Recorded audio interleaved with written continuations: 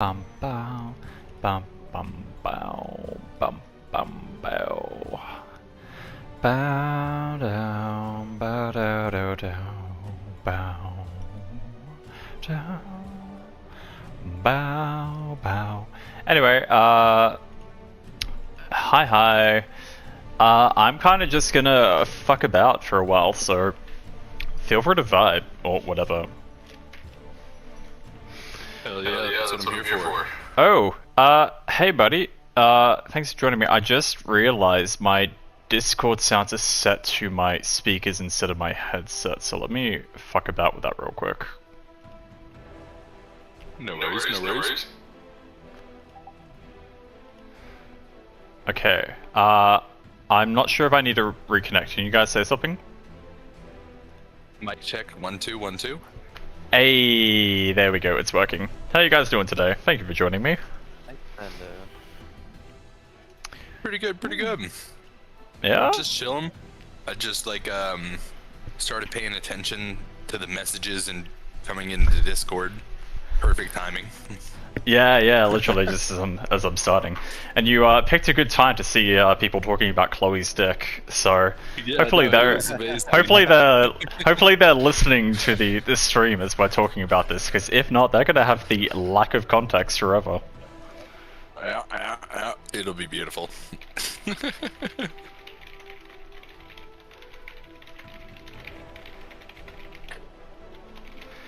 Okay, anyway. Yeah, I'll just fuck with them a bit. So, yeah. No, I'm feeling good. I'm feeling energized. I've been doing a lot of, brainstorming off the stream, and I've kind of, got a few things to retextualize, here quickly, but I got some really cool, fun ideas that I'm hoping you guys are gonna love as well. Okay, yeah. Love to hear them. Yeah, so you know how just here I've got the western continent, the southern continent, the eastern continent, and all that? For sure.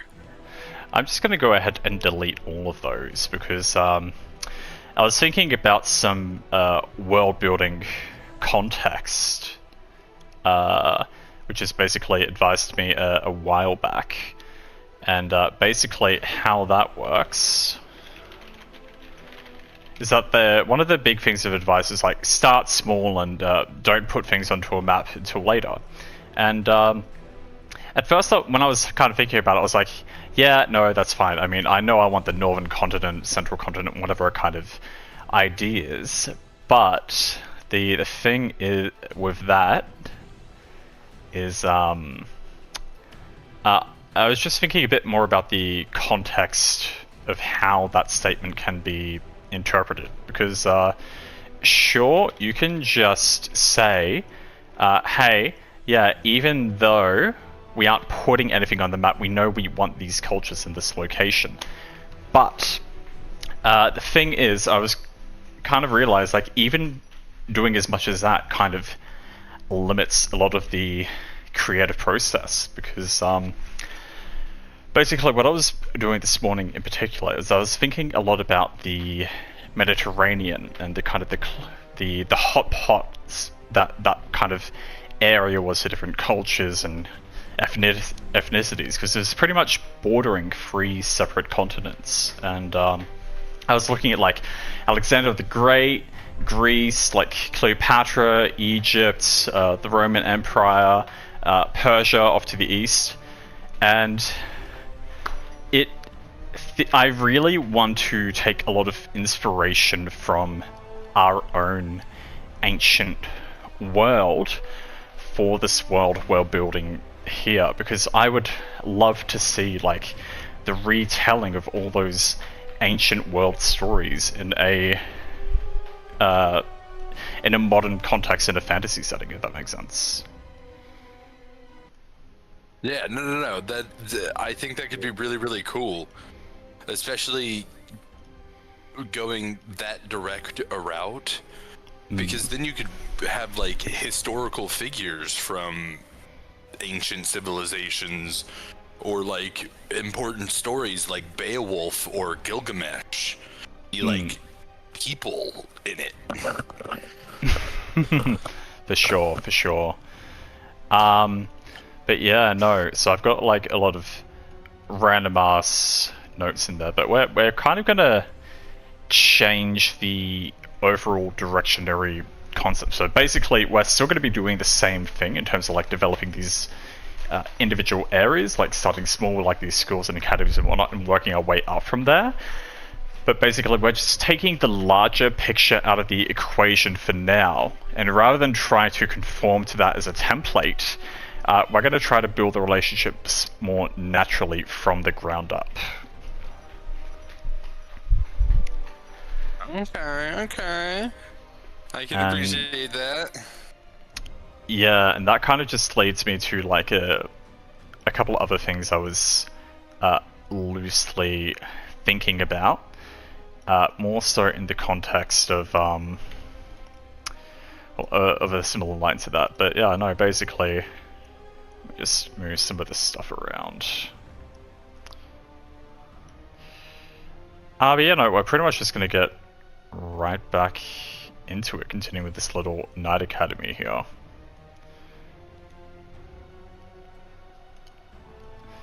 So, Simeon, when you were last with me, I was kind of working mostly on the Magic Academy stuff, but did you end up hearing much about like how I finished off that area or what I've been doing with the Knights since then?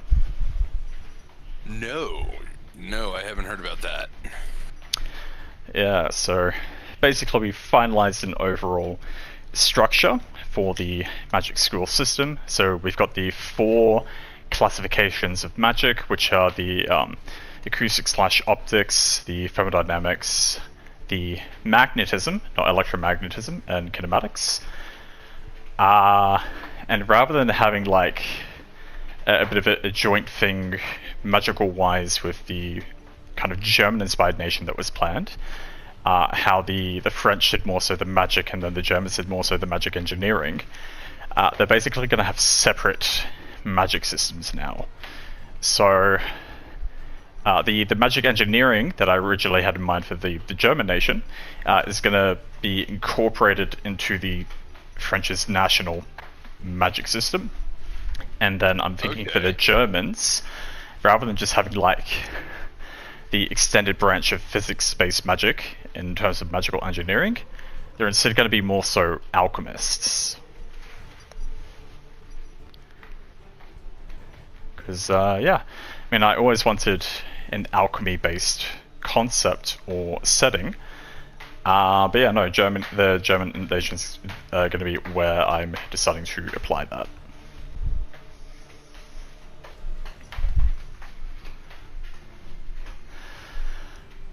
But yeah, no. In the meantime, the night school's been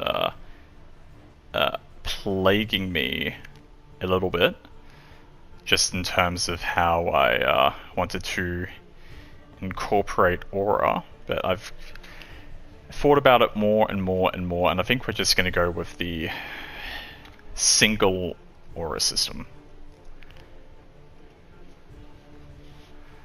Cool. Let me see.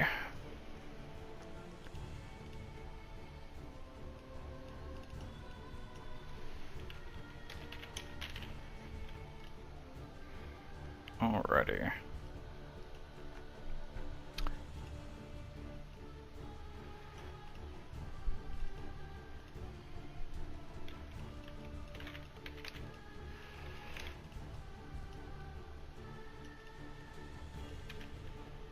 Anyway, I'm pretty much just gonna continue to monologue. Somehow only you lost internet, Rara? That's funny. Is Simeon still connected? Did he lose internet too? Because he's still connected to Discord, but I can't hear him if he's speaking. Yep, okay, there we go. He DC'd as well. Looks like you both lost it after all, buddy.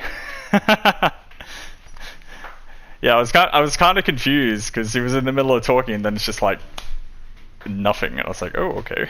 But no, that's fine. You're not alone. That's it. Well, I'm just gonna keep on doing my thing and monologuing. You guys can watch or listen if you want, and feel free to reconnect to VC if you feel up to it as well. But yeah. Let me see. In the meantime, let's expand on these schools of swordsmanship. So we are going to have the Sword and Shield Classic, the Twin Sword Technique, and then the Great Sword style. Cool. So, I've been thinking more about the separation of the magic and martial classes that we're really gonna kind of have in this world. And at first I was kind of designing the martial class for the knights in a way similar to what I kind of initially envisioned or had in mind for the magic school. But basically the more I thought on it, the more I realized I can't do that. I'm sure if like I really tried, I could come up with some kind of bullshit excuse to have them have a similar structure. But having them have a similar structure kind of takes away what kind of makes these classes in the first place. So I think the important thing with magic classes in particular is to have diversity. They can do a greater, more varied application of their own powers, but in doing so, they may end up being less specialized than, let's say, a martial class might be in their specialty. They are still going to have like full range of creativity according to their imagination based on their power set, but instead of like having the different schools of magic like we just mentioned before, knights will pretty much just like have their own specialty, and then they can change their weapon styles as they see fit. So even though I'm including here schools of swordsmanship, I don't necessarily want to limit ore types or weapon types to a class's needs, basically. So even if we have knights, although the worldview is going to train them specifically in the usage of swords, they can still swap out their weapons and use something else if they want. And similarly with the wizards, even though at the present time they're probably going to need wands to use magic, the shape or the form of the wand can technically be up to them. So think of it less like a wand and more so like a tool to amplify their magic power, essentially. So theoretically, if they want it to be in the shape of a sword, it can indeed be in the shape of a sword. And I think that can just lead to a lot more fun in terms of multi-classing. So if you have a wizard who also wants to be a knight, the knight's sword can be their wand. So it's not only the thing they coat in aura to slash out and fight in melee combat with, but it is also the tool that they use to harness and amplify their magic.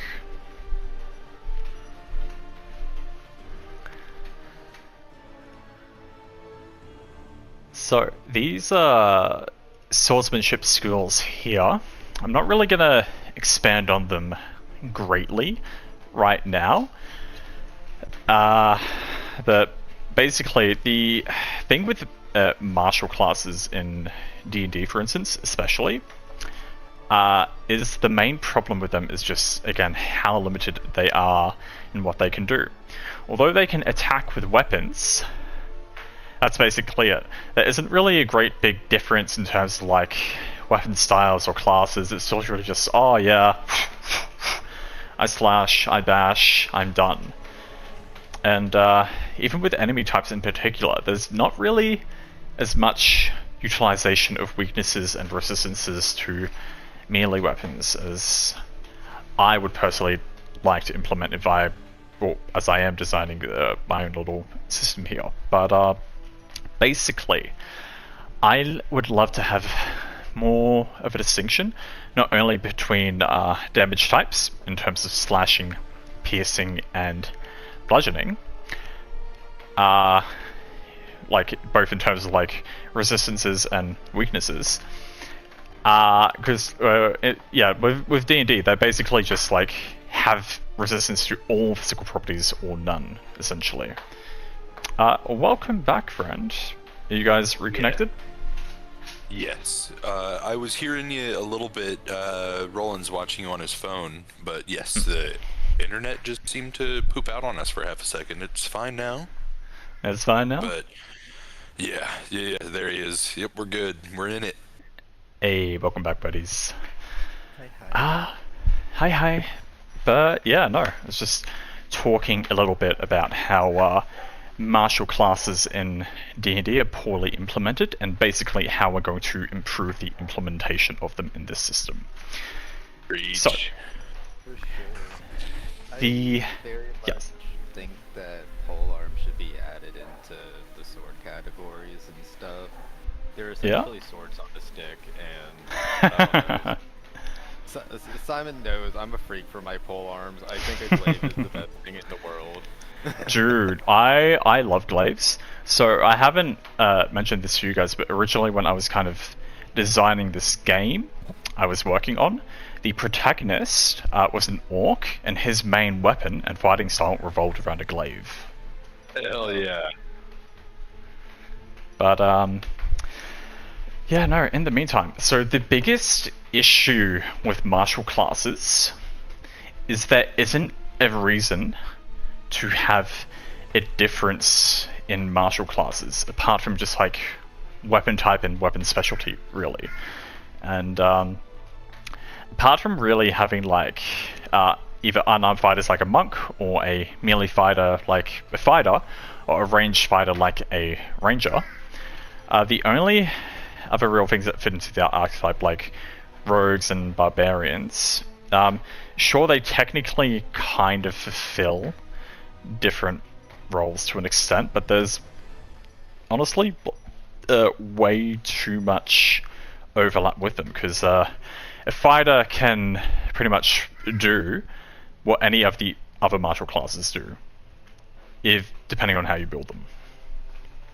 For sure. Right, especially as you go and like get really like focused on a fighter, you can simulate pretty much any play style. Yes, and since there isn't really a reason to not use whatever weapon you want to use, or whatever weapon you hand on that time, basically what I'm kind of thinking to do with martial classes is instead of just having them be this difference in weapon type or armor type or whatever, is I'm basically going to try to give each of them some form of power system to rely on themselves. So like how a paladin would have the powers of their god, and they can like smite things in combat, for example. That gives them a much greater distinction as a pseudo martial class in comparison to the other kind of examples I mentioned earlier. Indeed. So, for the knights, we are going to have aura. For the kind of northern continent, Nordic, Norseman, Viking, whatever kind of vibe we got going on, some of the power systems I have in mind for that culture are derived from the Nordic gods, so like powers of faith, similar to what a paladin would essentially be, as well as like a runic system.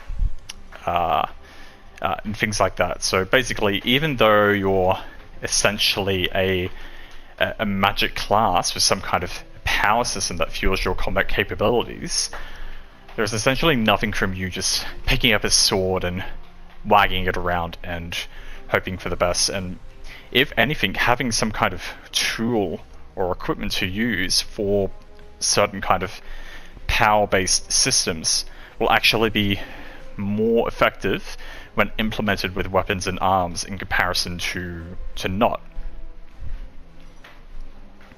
Okay, I kind of get it. So I've kind of got a pretty good idea in mind of how I want to utilize that, even if it won't necessarily come off well onto paper until I've kind of gotten everything down. But Sure. basically, again, back to the D&D example, which we're going to be referencing in pretty much every iteration of this world building stream.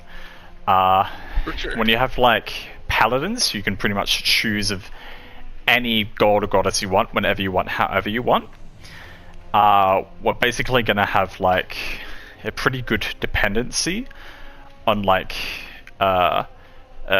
deity-based powers for a lot of these martial classes. But rather than anyone being able to choose whatever god or faith they want at any time, a lot of that stuff is kind of going to be regional or culture locked, if that makes sense. So you'll have the Vikings up in the Norse territories, and rather than just swinging around axes with no real advantage to doing so, they're going to derive the power from the Nordic gods to make them stronger, make them faster, allow them to throw hammers that strike down lightning, things like that. So even though they are a martial class, they have a unique power system tool that is separate from magic that basically allows them more flexibility and more options rather than just hurt thing with pointy stick. For sure. Right. Yeah.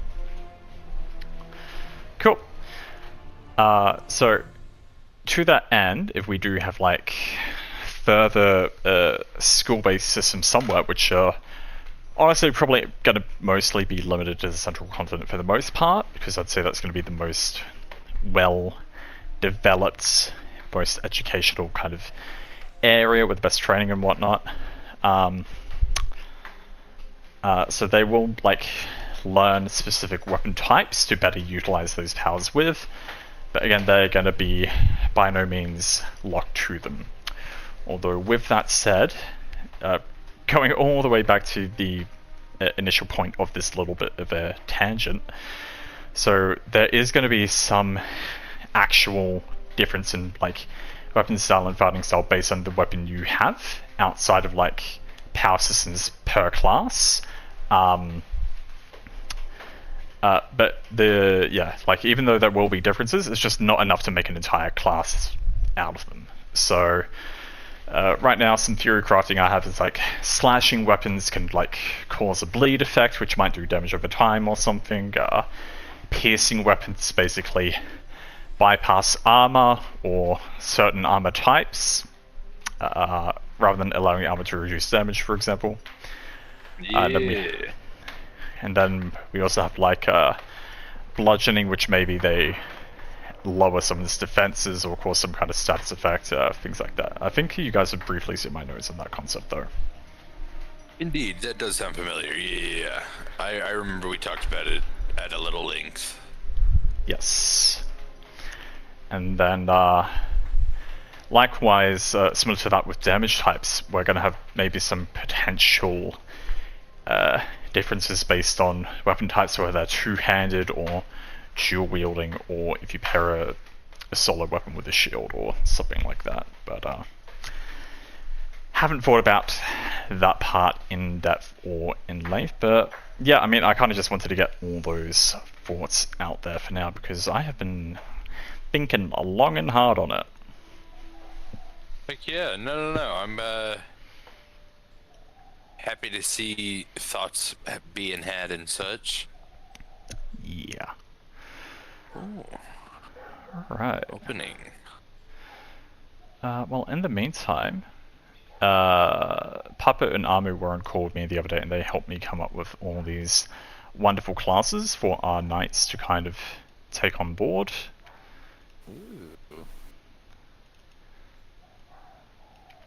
But I just need to get rid of all these magic notes inside of them, because I kind of copy-pasted the board's structure and style.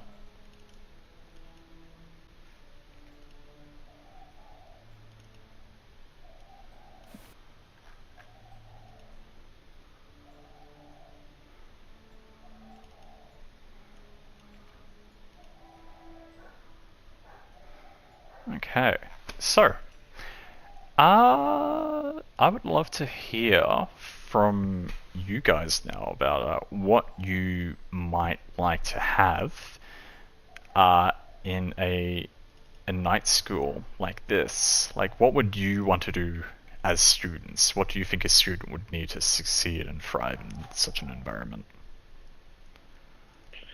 I'm not actively watching the stream, so I might kind of say things that are already there. Mm-hmm. But That's fine. you definitely want some form of like, you probably should start with like a squire school where they start off as a squire apprenticing for a knight. Yes. So that topic actually did come up when I was with Papa and Amu the other night. And basically, the logic of that was even though this is a knight academy, they aren't technically knights while they're at the academy. They are studying to become knights, and it is a knight that they will become when they graduate. So by that logic, technically, as students, they are squires.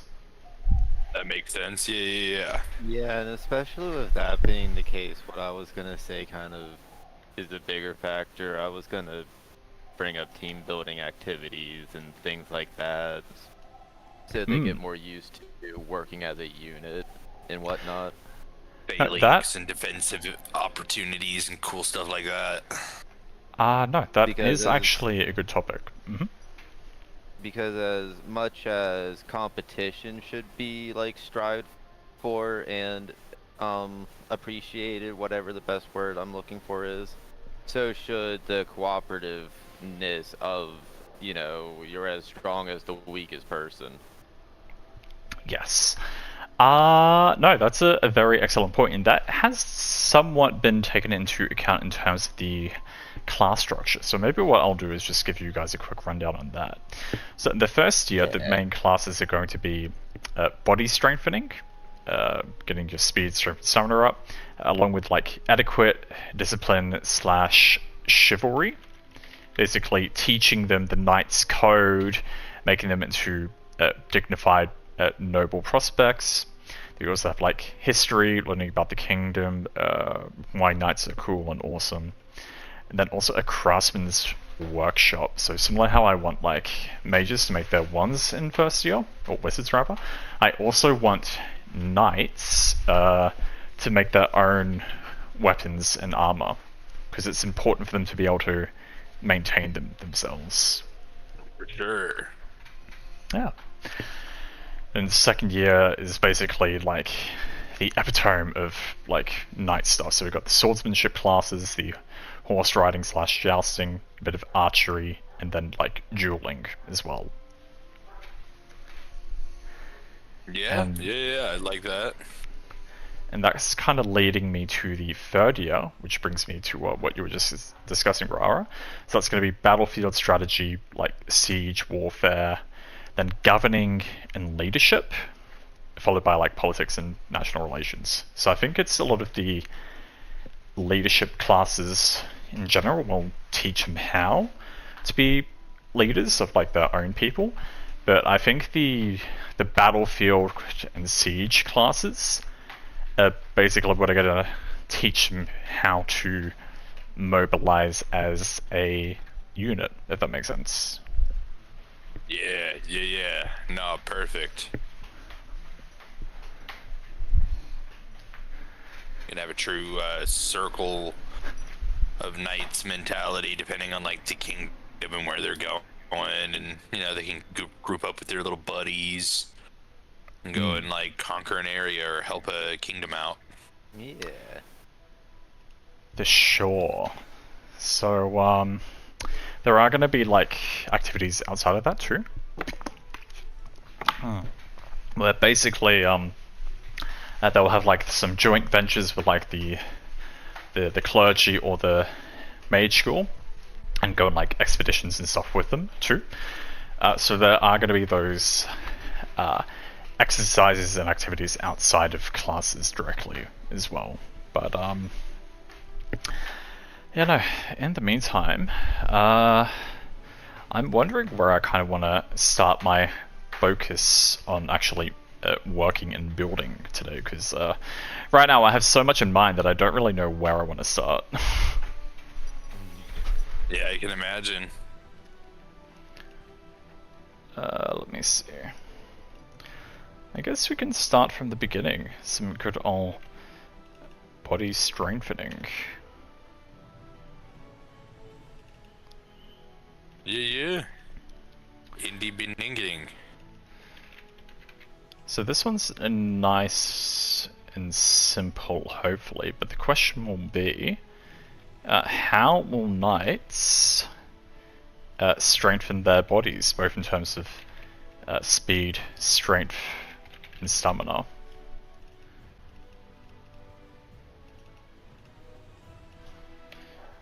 I would definitely say plate training as a thing. Just like... For like strength? Yeah.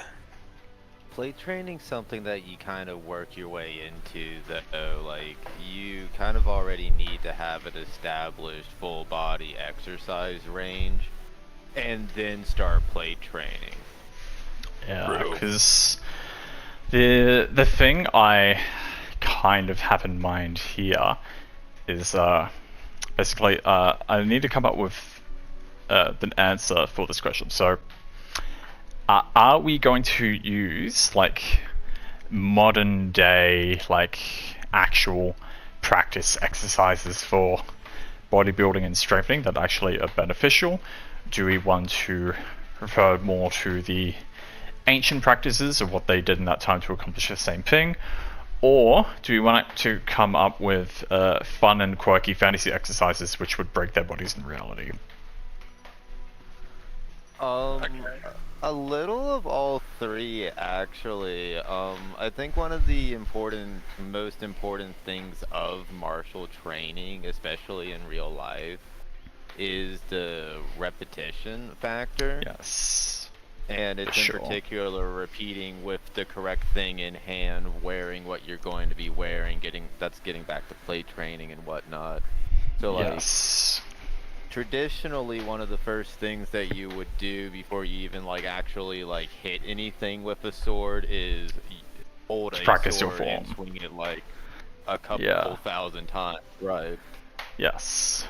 No, that makes perfect sense. And the good thing is, with how this like class structure is basically established, is this the bodybuilding training is basically what they do in year one, semester one, because they're basically working up and building their bodies to get to the point where they can wear the armor and where they can swing their swords.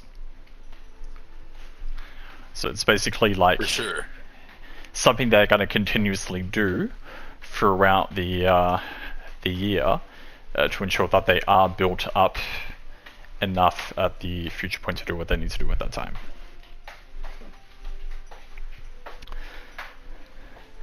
Yeah, I think you can totally get away with like a little combo of modern day weightlifting and bodybuilding techniques, but you can kind of make especially as the strength of the individual gets more and more ridiculous, you can make the weights significantly more ridiculous and such like that. Because because basically what I have in mind is basically giving students access to the fledgling stage of aura off the bat. So the aura system is basically going to be bloodline based, roughly, at this stage. So basically the founding emperor of this empire was like the first knight, like the father of knights, the pinnacle of what every knight wants to be, and he's the one who established like aura and learned how to harness it and whatever for his anime swordsmanship and shit. I'm thinking maybe he could be some kind of demigod, which is why bloodline might be important, but I'll get to that whenever I get to that. But the logic is all knights or all nobles of this empire are basically descended from this founding father, and only his bloodline can use aura, his power. This is basically the canonical reason to prevent foreigners from being able to utilize this power, if that makes sense. Okay. I get you. And the logic is they come to this school, and they come to this chamber, and basically the test is to see whether or not these students carry this guy's bloodline, because they will take him to like the tomb or the corpse of where this guy was, or maybe his sword and the stone, since it's like a British kind of influenced, and maybe Arthurian or whatever. Yeah, and maybe the sword and the stone still has its aura lit aflame. So those who grasp the sword and the stone, if they are of his bloodline, the aura passes into them, and maybe that's the basis of how they use it. So by that measure, in year 1, or at least throughout year 1, they basically gain access to the first stage of aura, which basically increases their speed, their strength, and their endurance. For sure. So even as these young fledgling students, as they are doing these body exercises, they should theoretically be like 10 times stronger than an ordinary man. Right, yeah, very Space Marine without the, genetic. Space Marines. Marine. Very Space Marine without the Space Marines. Exactly. You understand. Yeah. I'm just eating a cookie. But yeah, no, so in that case, the idea to keep in mind is if they are doing these exercises, what's something that they can do with the strength of someone 10 times stronger than normal, and what is something that can kind of like gradually be increased even with that excessive strength. Yeah. Definitely like standard weight training, but with, of course, increasingly ridiculous weights. You could also do the Goku Rock Lee mentality, where instead of just like lifting a bunch of heavy weights, they actually have like weighted clothing or like chainmail that's made out of like super like lead chainmail, so it's super dense and heavy, and they got to run around in that before they can even put on some armor. Perhaps, yeah. We could also have them just like pick up random animals that weigh obtruse amounts of weight. Like, a horse is half a ton by itself. Elephants. It's crazy. Yeah. Pick this up and go haul it down the stairs. I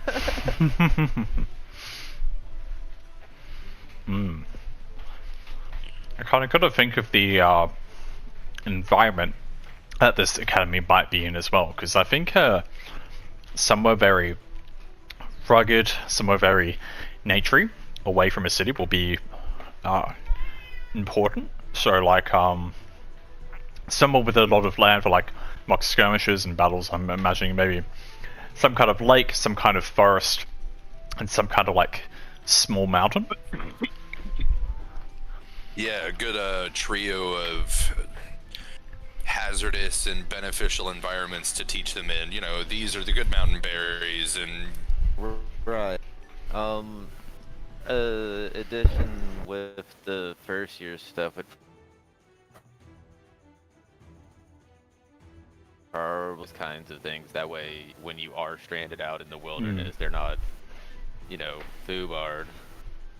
Yeah, you kind of cut out for a bit there, but I think I kind of got the gist of what you were saying. Yeah, survival training. And tracking skills, all of that stuff ends up being important. Well, I think that's generally important for like any individual person to have, but the thing is, these guys are more so being trained as military commanders and nobles, essentially. So, while I wouldn't disagree about the importance of survival and survival skills, I don't know if that's necessarily something that they would want to bother to teach, because if these guys are going to be roaming around as leaders of men, then presumably they have a supply line of food with them, or they're staying in these luxurious noble estates or castles or whatever, or they have people with them to take care of food procurement for them.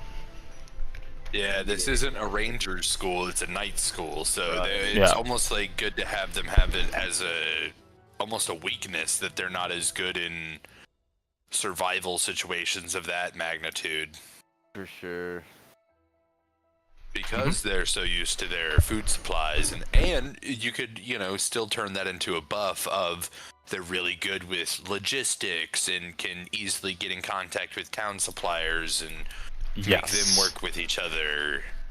Sure, like each knight in theory will belong to some kind of royal house or noble house, or have their own coat of arms or family name, some shit like that. And basically, where they go, that name, that insignia, will carry weight. So if they're like in the heartland of their own kingdom, they demand the audience of a small village chief, that entire village is going to be on their fucking knees to please. But the further they kind of move out from their family's influence, they come across the territories of like political rivals. They may be less friendly, and they leave the boundaries of the nation altogether, then it's questionable as to whether their name will even be recognized at all. That makes sense. And that adds a lot of room for homebrewing your story as a knight. You can be any kind of knight, really. You know what I mean? For sure.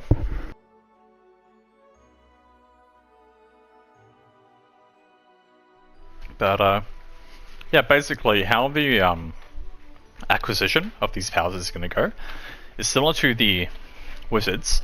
In their first year, they technically can't use magic at all.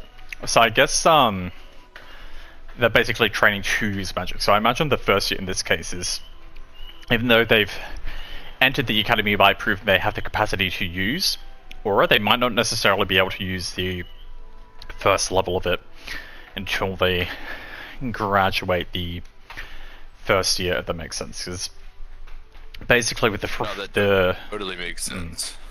The 3-year school structure, basically want them to graduate at level 3. So theoretically, in the first year, or during the first year, they're technically at level 0. Yeah. So just thinking back during that logic, I guess it means that they wouldn't actually have the initial stage of aura during these exercises. So I've got to think less about the fantasy in that case, but it's something that they will be able to continue progressing with aura when they do get the capacity to use it to keep maintaining their bodies. For sure, it'll be like breathing techniques at a demon slayer. You gotta condition your body to even be able to handle putting yourself in that kind of situation. Yeah, that's kind of the vibe I was getting out of it. It's more of a... It's less so of a they can't use it, and almost more of a they have to learn how to maintain their use of it for extended periods of time. For sure. Like, they might start out like being able to use it in a small, swift burst, just to like perform a single action, but it's not until like the end of the first year that they can like do a full bodily maintain it everywhere. Yeah. It's a JoJo reference, man. This whole time I'm like, Everything is. horrible. This is Hamon, man. This is Hamon. Bringing back the old school. That's it. Alright. Yeah, so I'm imagining something stamina based can involve the mountain hike / lake swim. Yeah. Strength, or maybe we do a single exercise that can kind of like incorporate all three. So, carrying slash wearing plates while hiking. Oh, like a plate, like running a triathlon and doing all of that in plate. They don't really have bicycles, so we would have to find something to substitute.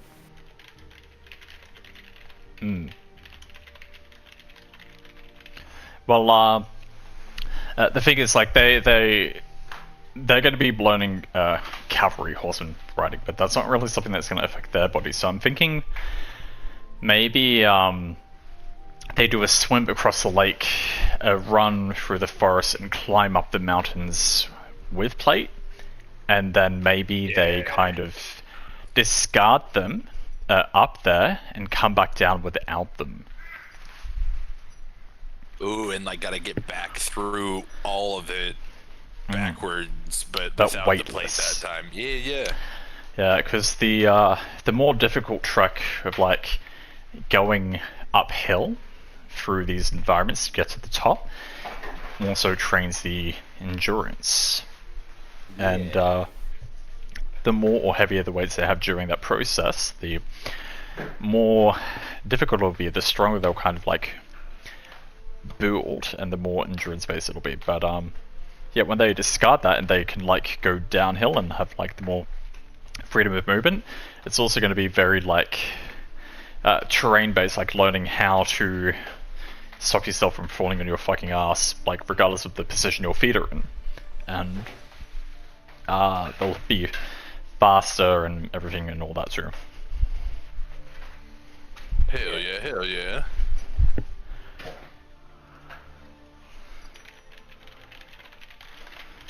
Cool, I think for now that might be good.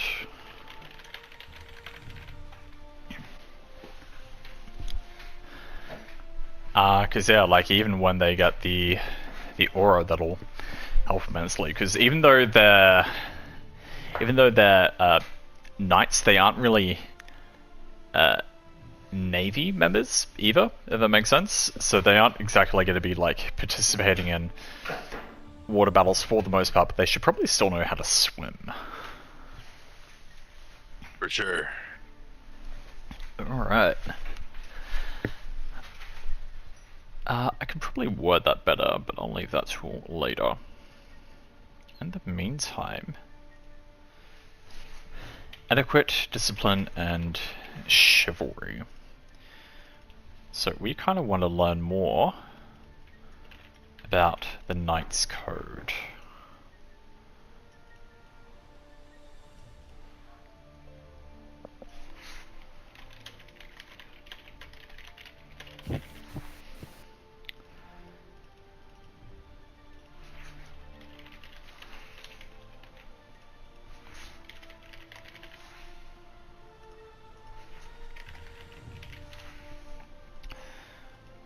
So I'm just going to do a little bit of a research here, because I feel it is going to be important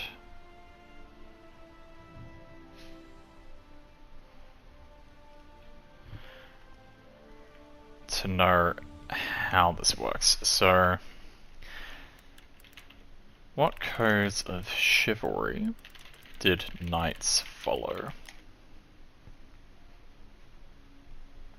Yeah, I'm a fucking weeb. I know more about Bushido than I do proper chivalry code. I mean, chivalry code's relatively straightforward. Hold on, let me look it up. Yeah, I'm just getting some hits right now. So there's like courage and valor, honor and integrity. Like, you know, to sum it up in a sentence, don't be a dick. That is why that is the rule of my stream chat. For sure.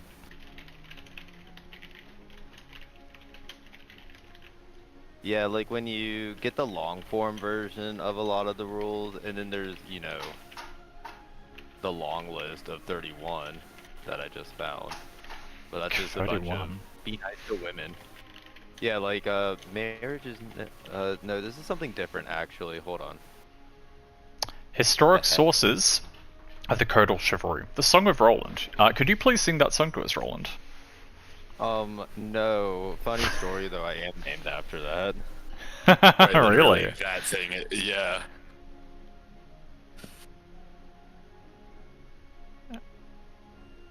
I would love to hear that. I'm going to look up the lyrics in a moment.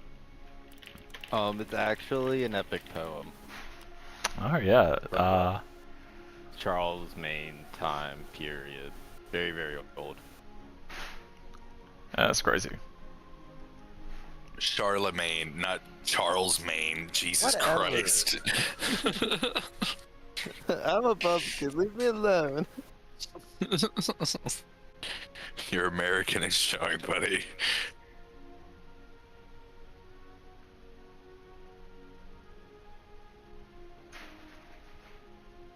Charles Maine. I didn't even I couldn't even piece together how to actually say it when you said that dumb shit. I was like, how the fuck is it actually said? Destabilize Europe real quick. Very Charlemagne of you.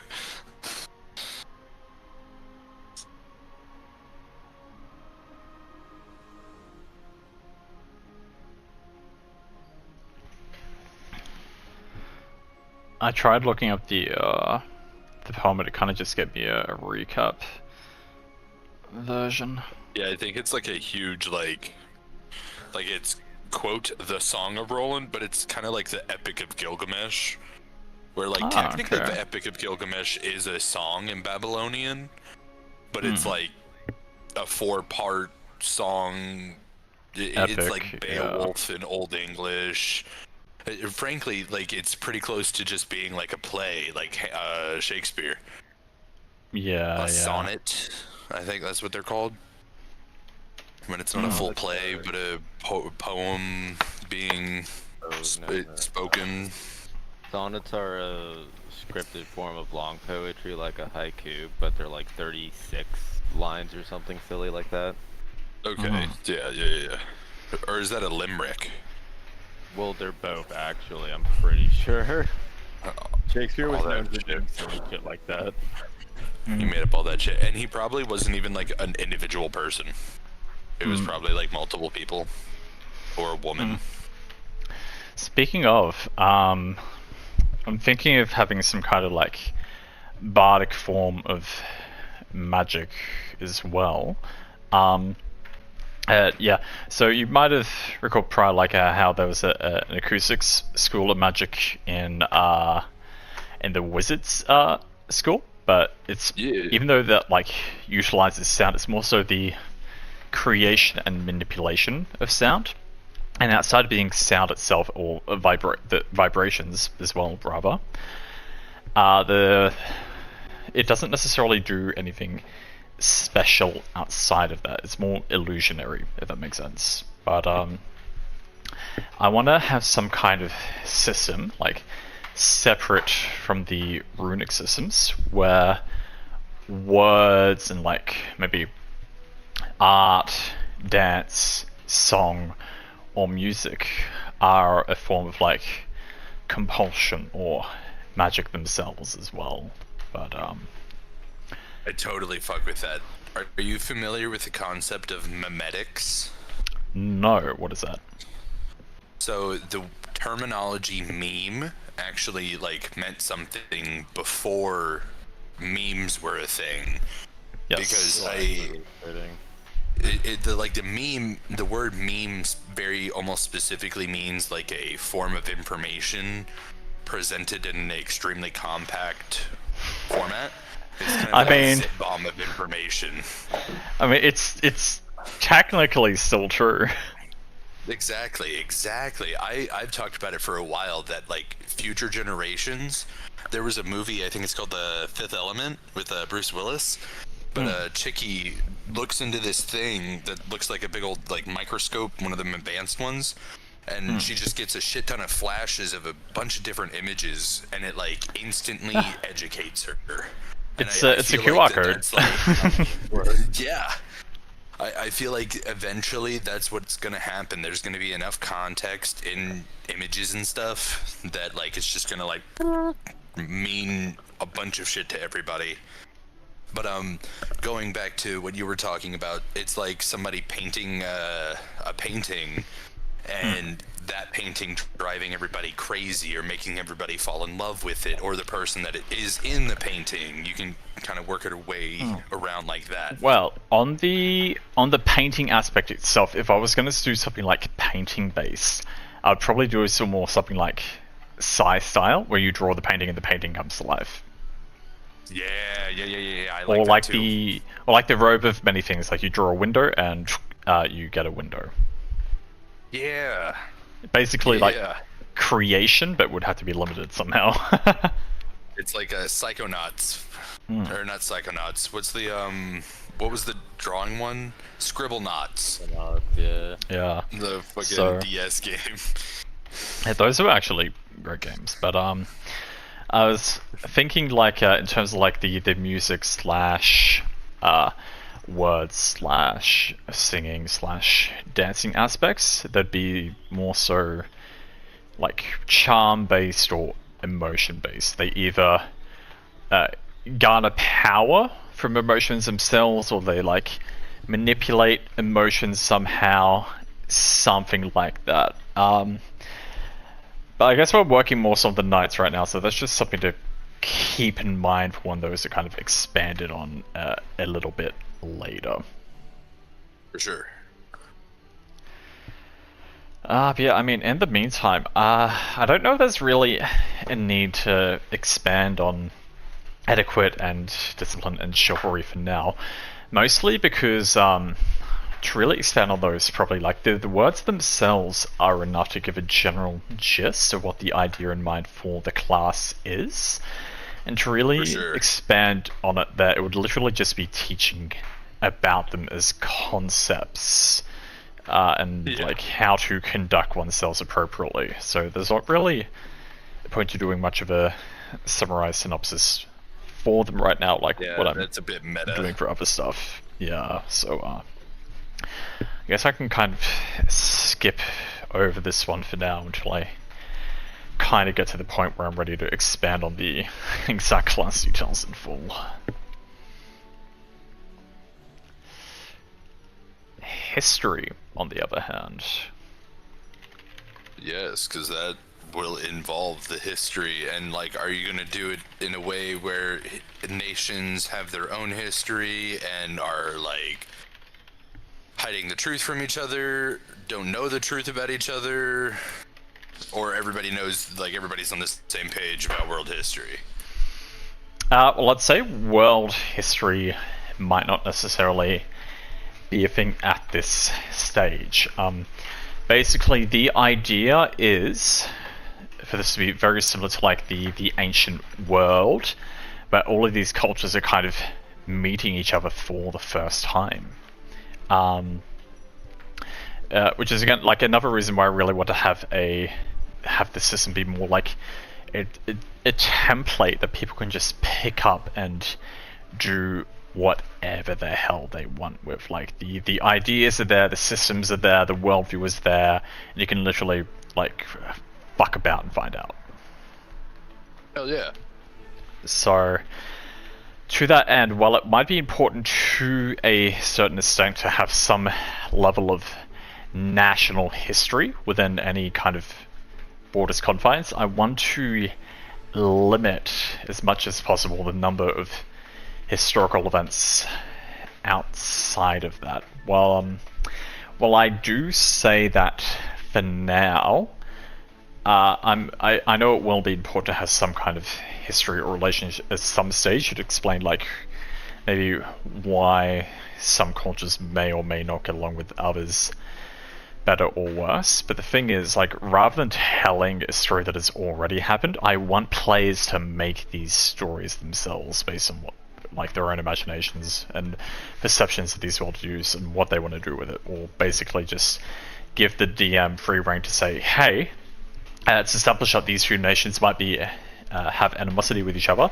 If so, why is that? And just allow them to come up with the reasons themselves, rather than coming up with the reasons for that for them. I like that. That gives a lot more agency on everybody's end, DM and players.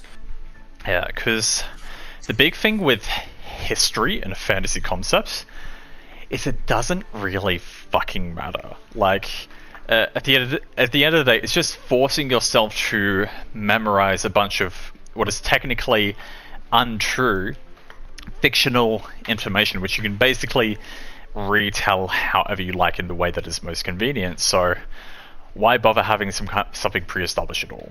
Like, outside of like outside of like big events like the origin of the worldview involving like a massive war between giants and dragons, there really isn't going to be a whole lot else.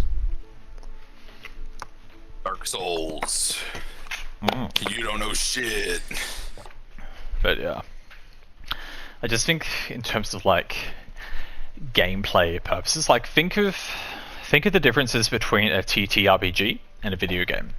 To play a TTRPG, how Dungeons and Dragons have done it, or how most systems have done it, is it involves a lot of research and study and learning and backstory for people to be able to play to begin with. Whereas with a video game, you can literally just pick it up, and then you learn about all of this as you play. And that's kind of what I have in mind for this. Not just for players, but for the DM as well. Because it honestly, it takes so much to get into like DMing these days that it's a really difficult barrier of entry for people to be wanting or willing. And if things were simplified a lot more, I think there would be a lot more people willing to like take the reins and jump on board. And that ends up being a big stopper for a lot of people in general. They just don't have anybody to DM, so they're like, oh, I don't know how. And that's also why the few DMs you do have are forever DMs. Like, it's such a meme because like no one wants to spend like hundreds of hours or like hundreds of dollars of their free time just to organize a game for everyone else without really getting any kind of benefit out of it themselves, you know? For sure. Random strangers on the internet getting happy, that's pretty much it. And you know, and there's of course the silly aspects of you get to enjoy the game and they get to enjoy the game and you get to feel good about all that, but like at the end of the day there is still that like time sink, money sink that does indeed happen. For sure. I'd really rather not mention like how much time and money I spent in my own campaigns, but that's exactly why it. You're welcome. That's exactly why I'm making this as well, because if I'm going to use my time and energy and money for something, I'm better off doing it with my own thing rather than someone else's. For sure. Might actually start like making money off of it, you know? For sure. A lot of the history plus I'm gonna have to hold off for this stage because I will need to have some kind of idea of the national infrastructure of this place's worldview. Mostly because like I really like the idea of having some kind of like political intrigue and maybe like fighting for the throne and some kind of national storyline or plot line involving like a big civil war between the knights. I think that would be very cool and a lot of fun. But you kind of got to come up with the noble houses to an extent first. So kind of just touching base on what we just established, like I'm not going to tell the entire retelling of these noble houses, the entirety of their history and everything else. We're just going to say these are the northern nobles. They specialize in the wine and food and the production of resources for the kingdom. These are the western ones. They like take care of the navy, maintain the coast guard borders and everything else, and these are the powers fighting for the throne. Like you don't need to know anything else apart from that, as well as maybe like who's in charge or what they're like and what they have at their disposal. For sure, for sure.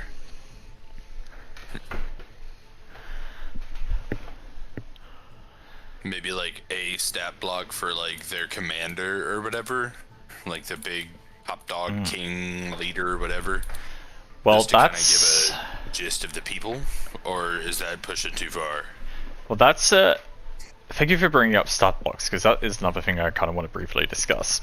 So, stat blocks are another weird thing in D&D, where like player characters play these classes which have such uniquely specialized characters that NPCs and monsters is just so generic in comparison. Like, the player. Friends time. Oh, hey, mummy! It's stream time. I'm so It's bad. it's I'm so stream sorry. time. It's not golf time. It's stream time. I'm so sorry.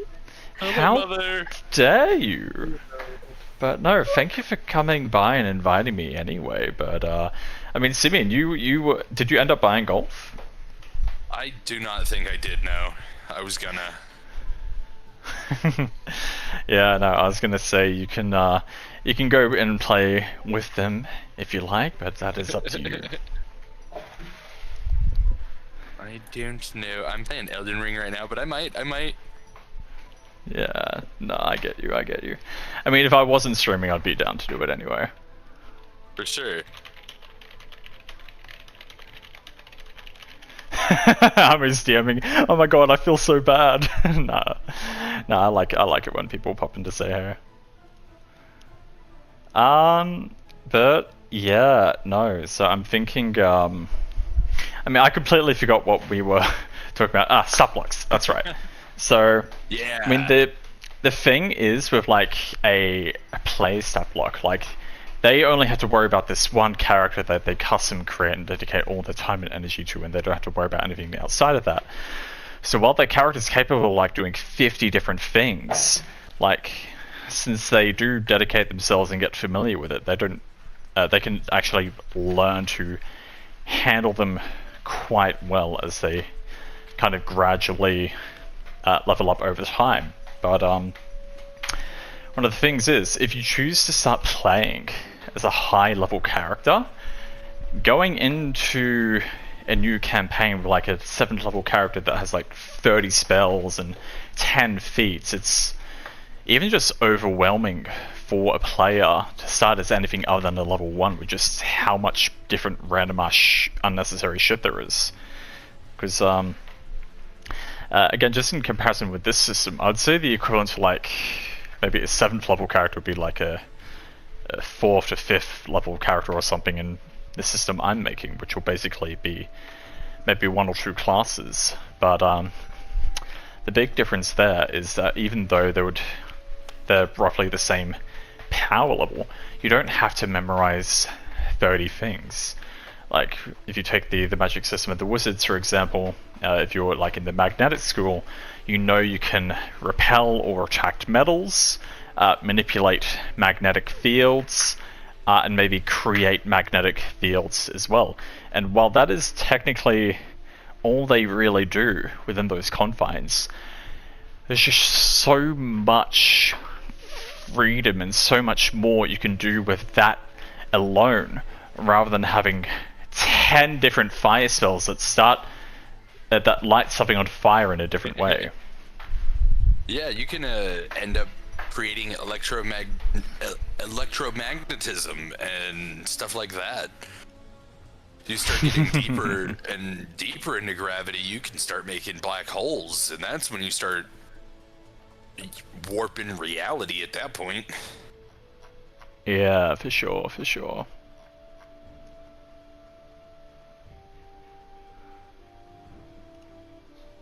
Okay. So, we have the Craftsman Workshop class.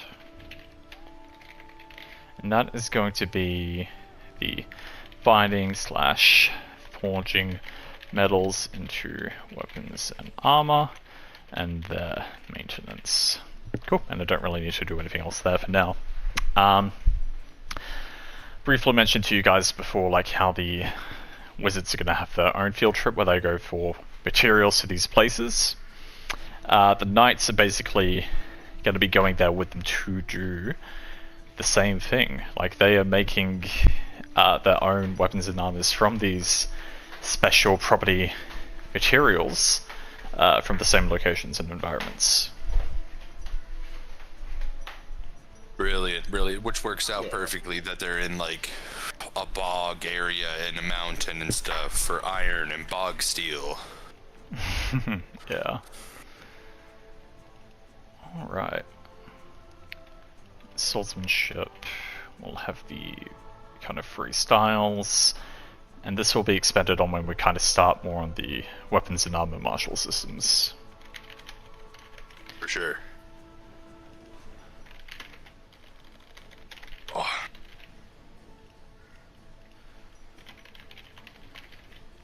So I mentioned briefly like how I want different materials to do different things, like how silver will be used to like hit incorporeal entities. Mithril will be like magically enchantable. Iron is like cheap but readily available and like good for what it is, etc., etc. But even outside of that, I mentioned before like the difference between slashing and piercing, but I still need to think of ideas for differences in play style for the dual wield, two hand, and the sword and shield mediums. So Caves of Cud did that really well, because in Cud you can get mutations, and one of them is multiple arms. So you can have 4 arms, 6 arms. They grew in pairs, and they pretty much did it where when you bumped into a thing to do the action, you attacked, and if you had a specific skill, you could do an offhand attack as well. And with that being the case, the more hands you had, the more offhand attacks you could do. So I feel like it could be a pretty simple move of just you get a slightly stunted die, but you can roll it twice for dual wielding, or you get a better die for two-handing a particular thing, kind of like how they do versatile. Well, the thing is with that... Yes? I also think with the way that you want dex to work, yes, an actual attack speed on weapons is something to take into consideration. Because, for example, in the same time frame that a greatsword wielder could make a singular attack, maybe a dual wielder like should be able to make 2 attacks. Yeah. 2 to 3, depending on how fast they are. If they're using daggers, like I would think that somebody with daggers could stab you like 4 or 5 times in the time that it takes to swing a greatsword around you. Because what I'm thinking is, thank you for bringing up dex as an example, because the stats is what I was kind of gonna briefly mention next. So, for instance, the idea with dex was to have like the dex modifier, rather than doing like +5 per hit with dex weapons based on the modifier, be like +5 attacks instead. So if you have a +5 dex, you have 5 attacks around instead of like 1 attack around. On the other spectrum, what I'm thinking is we might not necessarily need an attack speed. That thing can basically be like attacks per weapon. So if you're dual wielding, it'll be like 5 attacks with the right hand, 5 attacks with the left hand, or whatever. Yeah, I like that. Yeah, so and then the double factor and all of those fun things. Yeah, and conversely, while you wouldn't have as many attacks with the two-handed weapon, how that would work in exchange is rather than having the more attacks, when you do hit, the dice deal more damage, or you get like high damage dice. Because the really stupid thing with D&D,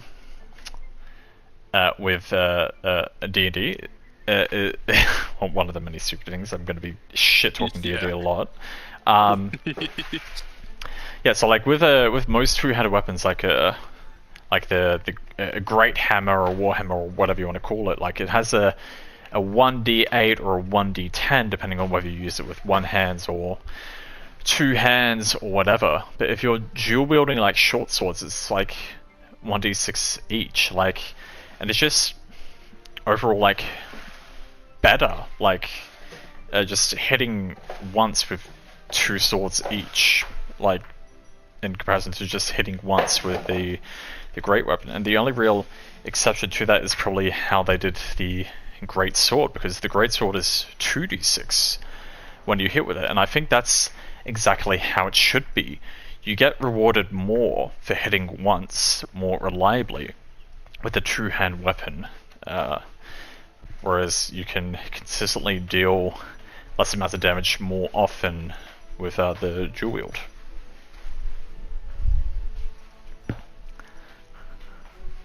Yes, I think that's a beautiful way to go about it, especially with being able to range between die per the weapon. I think that can very easily leave for good scalability, because I think that's another big thing is like, you don't want to be a dagger wielder in D&D because you do like 1d2 damage, you know what I mean? And I'm sure a lot of other classes and stuff have tidbits like sneak attack and all of that, but that's still... Yeah, but the thing is, like, you're going to be... You're more incentivized to use the thing that does more damage per hit. Like, because with D&D, the only real difference is flavor. And it kind of becomes a little bit redundant because players want to deal more damage because a bigger number, better person. Yeah, because I'm pretty sure daggers are like 1d4. Sure, you can dual wield them. Sure, you can throw them. But why wouldn't you just use a fucking short sword immediately and then daggers specifically exclusively as a throwing weapon? And even then, you still have better options for ranged weaponry anyway. It's like no one ever fucking uses daggers. Yeah. But no, yeah. And daggers are cool. Daggers can very quickly fuck somebody up, especially if they're just like a average Joe or coated with poison. For sure. And I really want shields in particular to be a bit more specialized. For sure. Actually block something. Fucking... Yeah. Because, yeah, while like +2 AC in D&D's nice, like, yes, shields are technically they're neither weapons nor armor. They're like a hybrid of both. And yes, there should be an option to attack with a shield if you want to attack with a shield. Like, it gives a melee fighter using a slashing sword that can also pierce a bludgeoning damage option with his shield. Like, I wanted to have some form of specialized gameplay purpose in terms of like protecting you from like spells or projectiles or like weapon strikes or whatever. That'll kind of probably come more into play as the system continues to evolve and develop. But yeah, it's similar to how like I want armor to reduce damage by a certain amount. Maybe a shield can like nullify the damage completely, because the armor is in your body. The shield is technically protecting your armor as well. Indeed, indeed. But yeah, no. Unfortunately, shields are probably going to be like one of the last things I end up working on, ironically. Yeah, you kind of got to get everything else fully under wraps. Yeah. That makes sense. Build the shields around everything else, pretty much. Yeah. We'll flesh out in time. Let's see. Horse riding and jousting. Pretty standard. One of the things I really want to do as well is not like just have generic animals as much as possible. Like, one of the things I want to do with the kind of Greek-inspired nation is take a lot of inspiration from a lot of the kind of magical creatures they have. So I love the idea of them having like a very large monster taming kind of culture. Hell Yeah. So I want them to have like a griffin cavalry, for instance, similar to like Yeah. Waterdeep does, and Minotaur berserkers. yeah, basically. But yeah, I plan on doing a bit of a retextualizing for real creatures. So like bears have like 4 arms or something, just to set them apart from normal bears, and that might not necessarily happen, but hey, I'll keep it on the back burner. Like fantasy creatures, I might keep them as they are, because it maintains the fantasy vibe anyway. So like elves will still be elves, or will still be dwarves, or whatnot. But yeah, so basically the purpose of saying that is I don't know if I want horses to be horses. Like I read one work which basically had a creature similar to a horse, and it was just simply called a Horus. And it didn't really expand much on what it was or what it looked like, or the difference between that and a horse. But knowing that it was the same kind of animal which drew a vehicle, but with a different name, like it conveys a different image regardless of whether something is explained, and it helps you translate to fit more appropriately to a fantasy view. So, for example, when I imagined a Horus, I imagined a probably much wider yet shorter and like more muscular horse. Like Terrakion is a horse. If anyone knows what Terrakion is.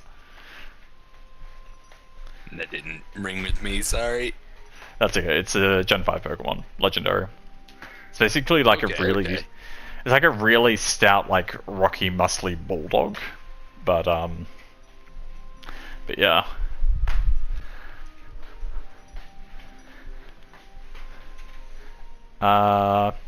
So a lot of the stuff that will involve like reimagining of fantasy creatures like this will probably wait until I actually reimagine the creature themselves. But hey, I think maybe like 6 legs, or like a mermaid tail, maybe horns, some crazy shit like For that. sure. Satyr legs and stuff like that. They Yeah. all just straight fuck. Yeah, maybe. Just normal horses, but they all talk. You would love that, wouldn't you? That would be my dream. I mean, I plan on having the druids and the kind of Celtic-inspired nation. Maybe by default they can just passively talk to animals. Oh, Hell yeah, hell yeah. Like, why use a spell to be able to toggle between talking to animals or not? Like, you can either talk to them or you can't. For sure. It's like a language barrier. Yeah. It always seemed like a very druid fantasy thing that D&D kind of lacks on in particular. For sure. Because it really brings so much, like... it doesn't really give you a whole lot of benefit in, like, gameplay purposes, being able to do so or not. It's just like a cool, fun thing you can do on occasion to maybe learn more information. But, yeah. I mean, I've just been Roland thinking... must be like Aquaman. Aquaman, but Lanceal Air. Exactly. That's the true goal. But yeah, no, maybe we have like a few different branches of druids, and basically the difference is then between different like animal types. Like one's like avian based, one's like land based, one's water based. But with like a lot more power within that domain.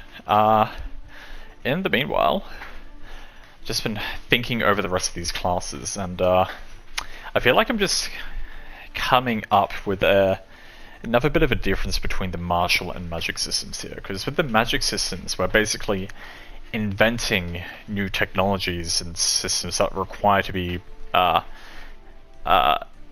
elaborated on. But all of these martial classes are basically things that already kind of exist, so I don't really feel like I need to summarize them for now like I did with the magic classes, because I can pretty much just wait until I have the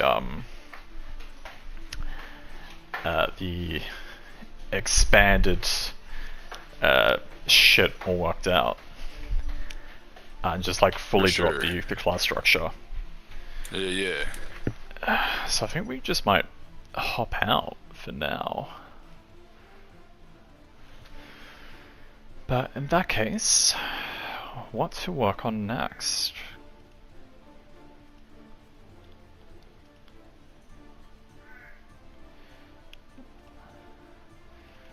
I think what I might do is take a peek at activities here. So 3rd year, joint graduation prom, inter-school battle. That's all good, that's all good.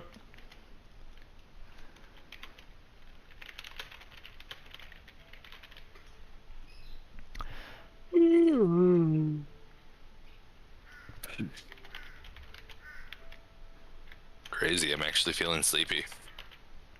Yeah, what time is it for you guys? 12:42. Do you do the military time, like the 24-hour clocks? Nope. Okay, word. I think those got phased out pretty globally. I was pretty sure most of, like, Europe, or at least,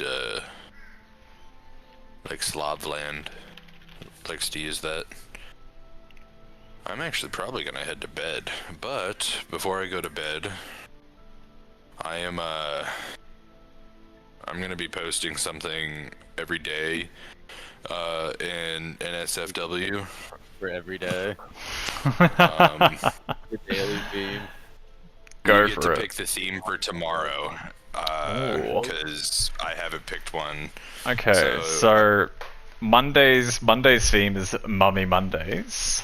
Specifically Green Mommy Monday. So it's orcs, Yeah. goblins, shit like that. Okay. In that case, if you're reserving that for green, then maybe we do everyone a favor and make sure you say Elf Day. Everyone loves a good elf. Hell yeah. Okay, cool. I'll usually be posting it around 8 o'clock my time whenever I get off at work. I mean, I'm not gonna be waiting around all day just to see it. Don't worry. You can have fun with the other degenerate perverts, and you can say you're welcome for the elves. You get the light elves, the wood elves, the dark elves, everything. Everybody's gonna get the opportunity to pick a day. You know what I mean? I think it'll be fun. Oh Jesus Christ! Okay, well, what day are you and Rara deciding on? What are you gonna do? You can do. They're gonna be last. I don't know. Yeah, I want to hear everybody else's. See what we're missing in the mix. Okay. Well. We're out eventually. Yeah, we'll probably go last. Have fun with that. Indubitably. I'll find a nice elf one for tomorrow. Have it pre-ready.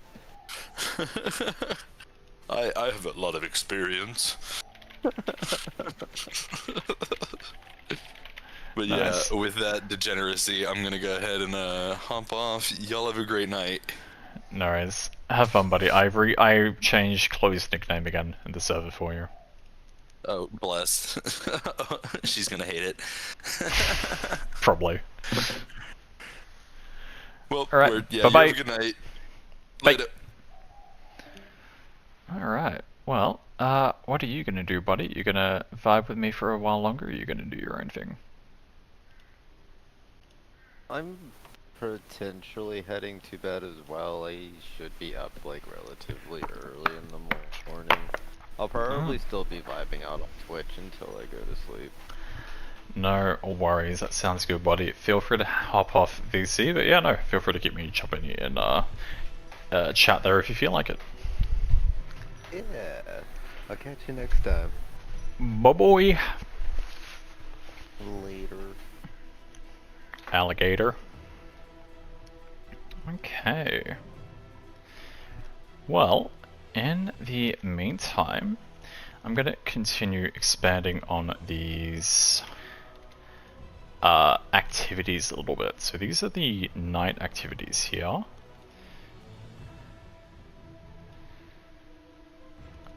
And there's going to be some significant differences between the two schools, considering that they're completely different in terms of like capability and culture or whatever else. So, for example, they are going to do some shared activities with the wizards, so they're going to be joining them on the field trips to these special environments. And I'd say they'd probably do those ones without the clergy joining them. Aside from that, I'd say, yeah, they probably, again, mostly learn by watching the other students, the older students rather, especially because of the field trip's basically taking up one semester, or 1 week of each semester for the entire first year. Cool. Aside from that, the second year will be a little bit interesting, mostly because the second year tournament, or the second year activities rather, are going to be based on what they learn throughout that year. So, in the Magic School's case, what they did was have an intra-school wizard tournament, along with like a joint dungeon expedition, then a magic engineering contest, and an exchange program at the night school. So I'm thinking what I might do is I might have to shuffle around the activity list what I originally had for the wizards. So they are going to, instead of starting the school year with an inter-school wizard tournament, they'll probably end the year with it. And maybe they start the year with an exchange program at the night school.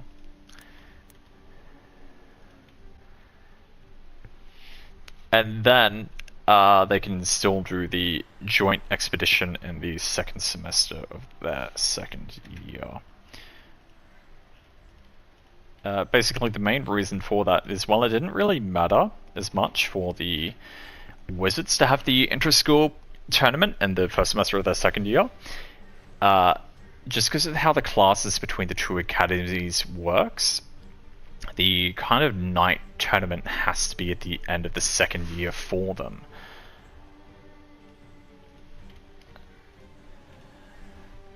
So let's do the intra-school night tournament in the fourth semester there. And then they can start with the exchange program as well. Cool.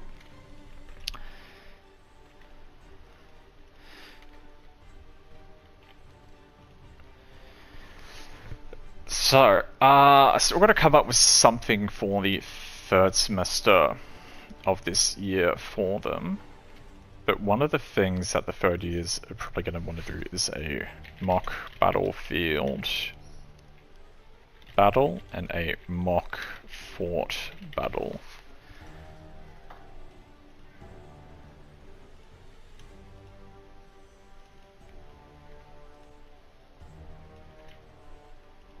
So, in terms of the third years, the joint graduation is definitely going to be like the final thing in the year that both schools do.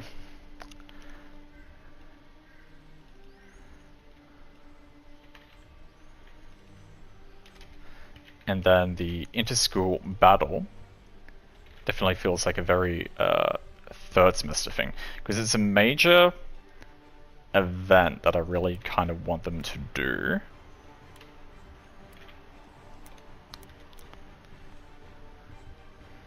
And I just shuffled a few things around on the wizard school section as well.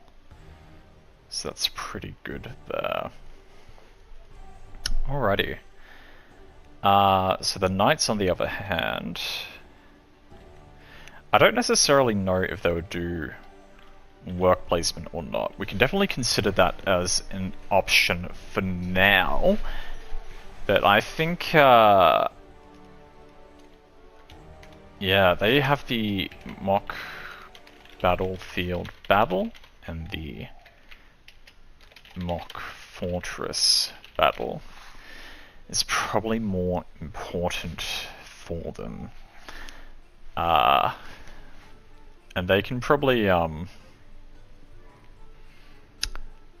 say practical work placement is less important for them, because for the most part, these knights coming from noble houses or whatever, they're probably going to be trained by their families to take over their positions as relevant as deemed necessary anyway. So again, we'll get back to the question as to how many descendants of each family can really train to become knights at a different time, because I feel like if just any noble can go there, what some families might do is just like pump out a bunch of kids. Like some guy will take on 10 wives and have like 10 kids with each of them, and just like have a personal army of 100 knights with any kind of given school. So I'd say maybe only the oldest child of the noble houses get trained to become knights. Except for maybe the royal family. Maybe all of the royal family's children get trained to become knights. And that's kind of what leads to a lot of the power struggles and political turmoil. Because I imagine, like, based on the age of these youths and the generations throughout which they get born, like, you could have the firstborn child of the royal family go throughout all 3 years of kind of knight schooling without really having any kind of potential political ties to the future scions of any major royal family themselves. But like the second or the third child who comes through a few years later kind of go to the academy at the same time as all the other descendants of the major like powerful influential houses, and that can kind of lead to closer connections between them, which ironically become the basis for political allegiances of the future. And yeah, that can lead to the eldest royal child being ousted by a younger sibling with more plentiful and more powerful friends. Let me see. So, kind of just need to have one thing here for the second years in their third semester. It's either the archery semester or whatever, but the intra-school night tournament's basically going to be the classic duel, archery, and jousting contest, all kind of combined in one. Similar to how the wizard school student kind of do like an all-in-one sports tournament or whatever themselves. Now, let me see. What else can we do? We could again do like the practical visit back home, but I think we can leave it open for now in case we get more or better or cooler ideas later as we continue fleshing out the cultures and power systems of these nations.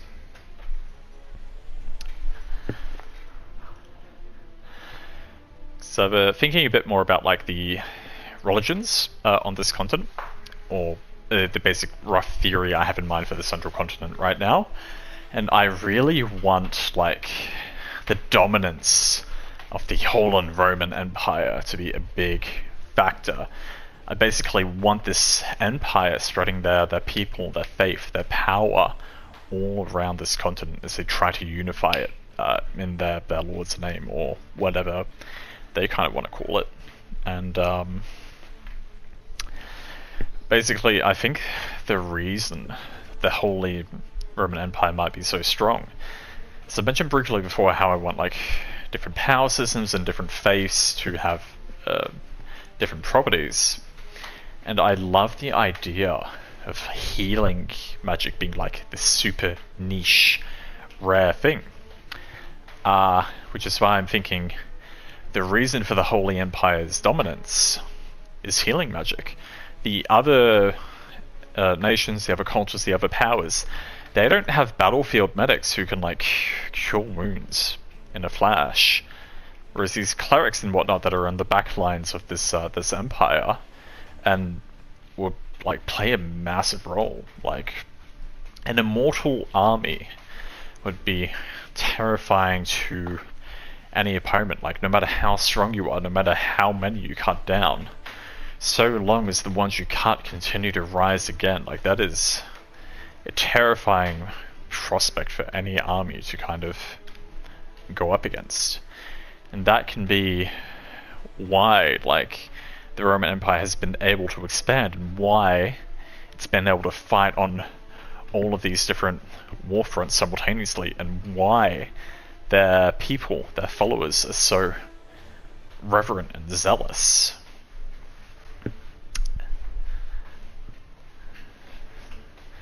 And that's kind of like why the main kind of central continent plotline will involve like everyone else versus them. Join them or be eliminated. Which is probably like why a bunch of loose alliances are being made to kind of join powers against this one all-encompassing, all-powerful, dominant threat.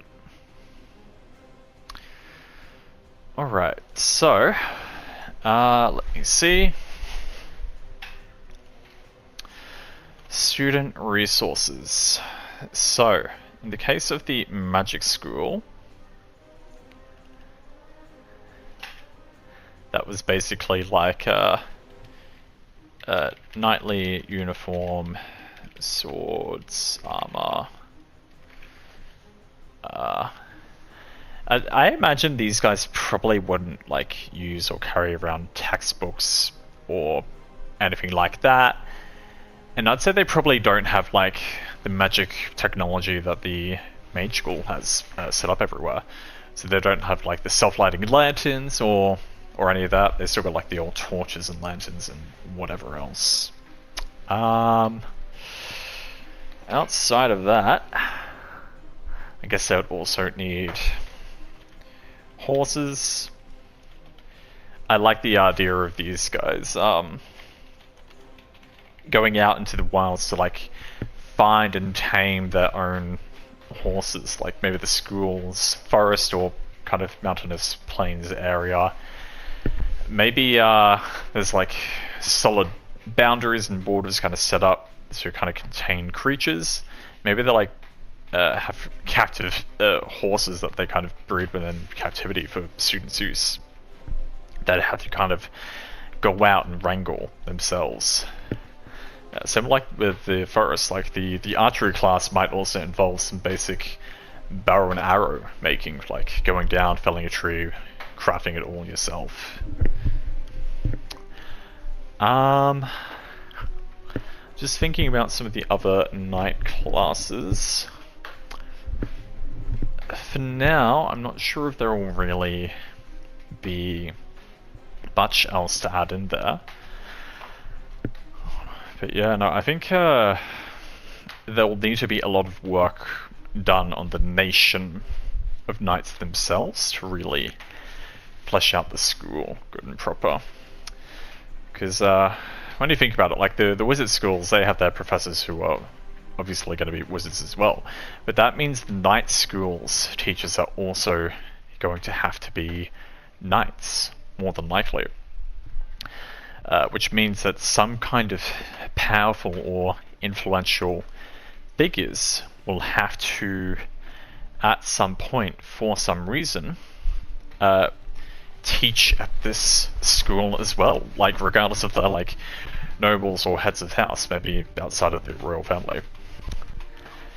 And I really love the political idea of like the royal house sending influential political figures who are kind of poised to be a bit dangerous to them, and basically a method of relegating or removing some of that power is by forcing them to take on a teaching position for 3 years or whatever.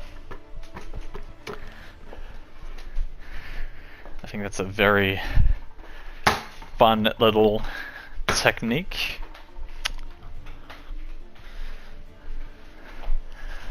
I think that's it for student resources for now. As for clubs, I don't necessarily know if the Knights would have clubs, because they aren't here to have fun. They aren't here for free time. They aren't here to be like creative members of the arts. They are here to be the future leaders of the nation. And I know the wizards technically play a major part in being like leaders of the nation as well. And while I am still inclined to have the kind of Frenchy nation have the wizards be in positions of political power, even if wizards are in positions of political power, I wouldn't necessarily say that wizards themselves are nobles, whereas the knights themselves, they are literally nobles. So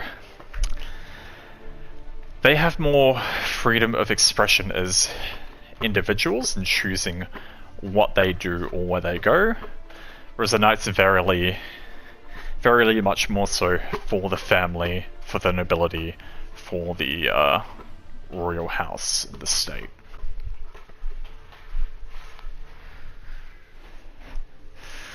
So I think I might delete that entirely. That basically means the given day at a night school is probably going to be a lot different to the magic school. But I think with it being as physically intense as it is, they are also going to need to have significant more rest. So that being an opportunity for them to rest or do like lighter activities, maybe that's when they practice dance and etiquette. But I don't really like dance as the idea of a club, because I imagine these knights would be instructed not to dance for fun, but to dance as a form of noble duty for attending balls and whatever else. That's probably going to tie in more with like the etiquette classes and shit. With that said, yeah, no.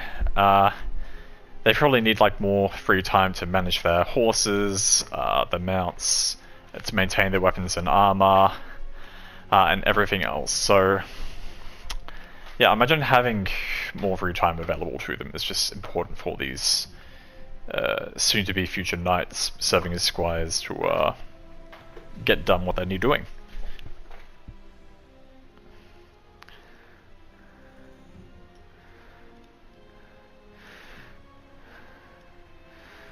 So, festivals and everything we'll work on later. Facilities and utilities we've kind of gone over already.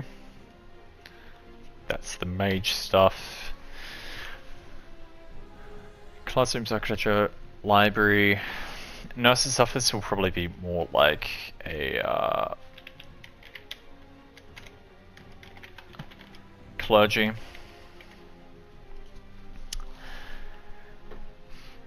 Stadium, the amphitheater.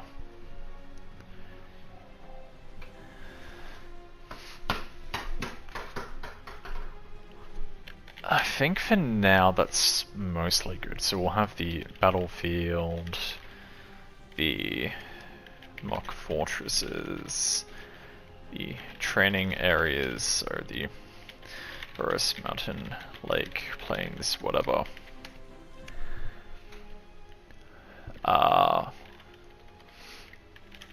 Horse enclosures.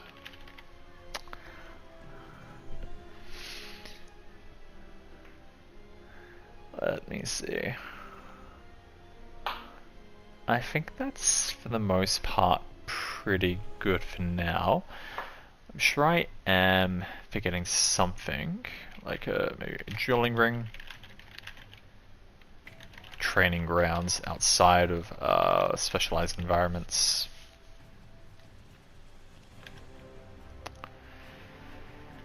And apart from that, I don't really know how much else of what else we'd really want to include. Maybe some kind of dance hall, gathering room, ballroom.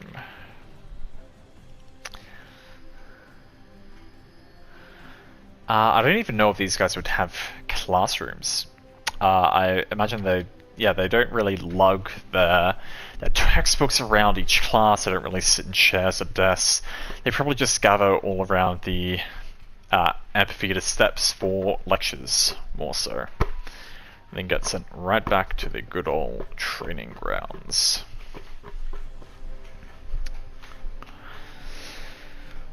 Yeah, no, I think that's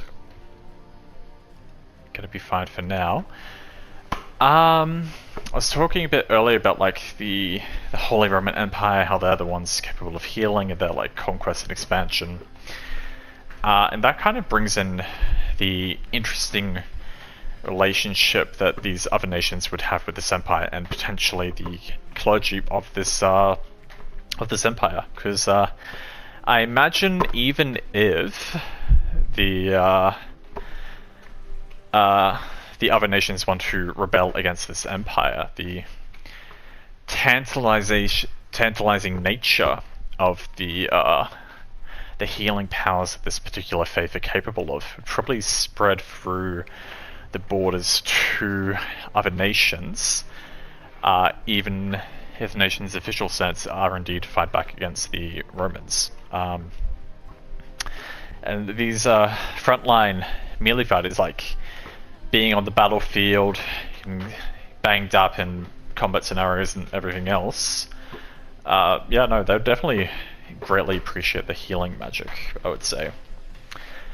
So I guess that really comes into play again with a big political influence of what I want this kind of nation to be involved in, because other than the fight for power, for the throne, for like the next generation of princes and princesses, I imagine one of them might have the backing of a foreign empire, in this case the Holy Roman Empire, and they could be greatly advocating for like the bringing the religion and the graces of the healing magic to this world and getting like the Roman Empire's backing to like help take their place on the throne. And I imagine in return, like, they would get the power of being the ruler of this nation, but at the same time, like, it would be with the understanding or the limitation that they would be serving as a vassal state. But yeah, no, there's a lot of fun we can really accomplish with that.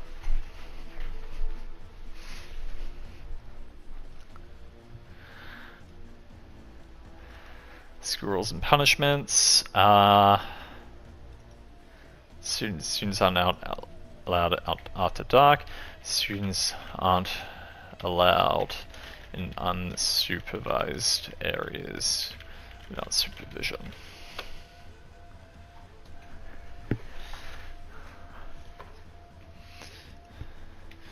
Students aren't allowed to fight without supervision. All conflicts will be resolved in the form of a duel under the supervision of an instructor. I like that. Okay, so professors. We're going to have a professor for each of the classes. Similar to the majors. So, the classes we're going to have are going to be these ones. So let me just grab some boards.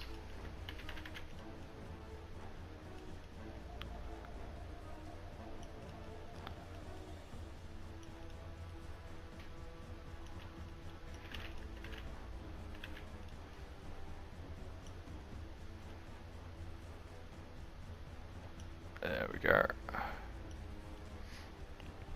Okay, so we are going to want the body strengthening teacher, the swordsmanship teacher,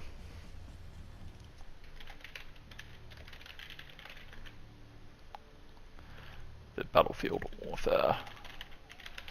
I'll just take a moment to fill these all in while I think.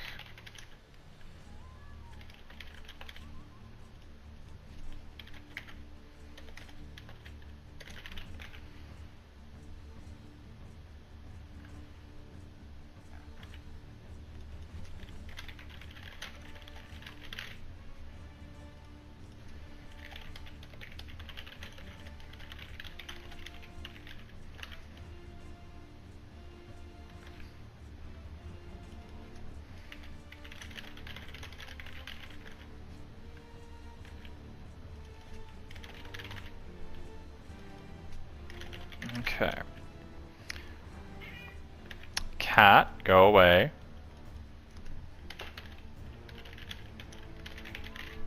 Down. You can hop off. There you go. You got your little cushion there. Let's see. So history and adequate discipline, chivalry. Cool. Alright, so, similar to Magic School, probably not really gonna flesh out these professors in detail yet, because, again, kind of just as I was brainstorming earlier, these guys are going to be noble knights themselves.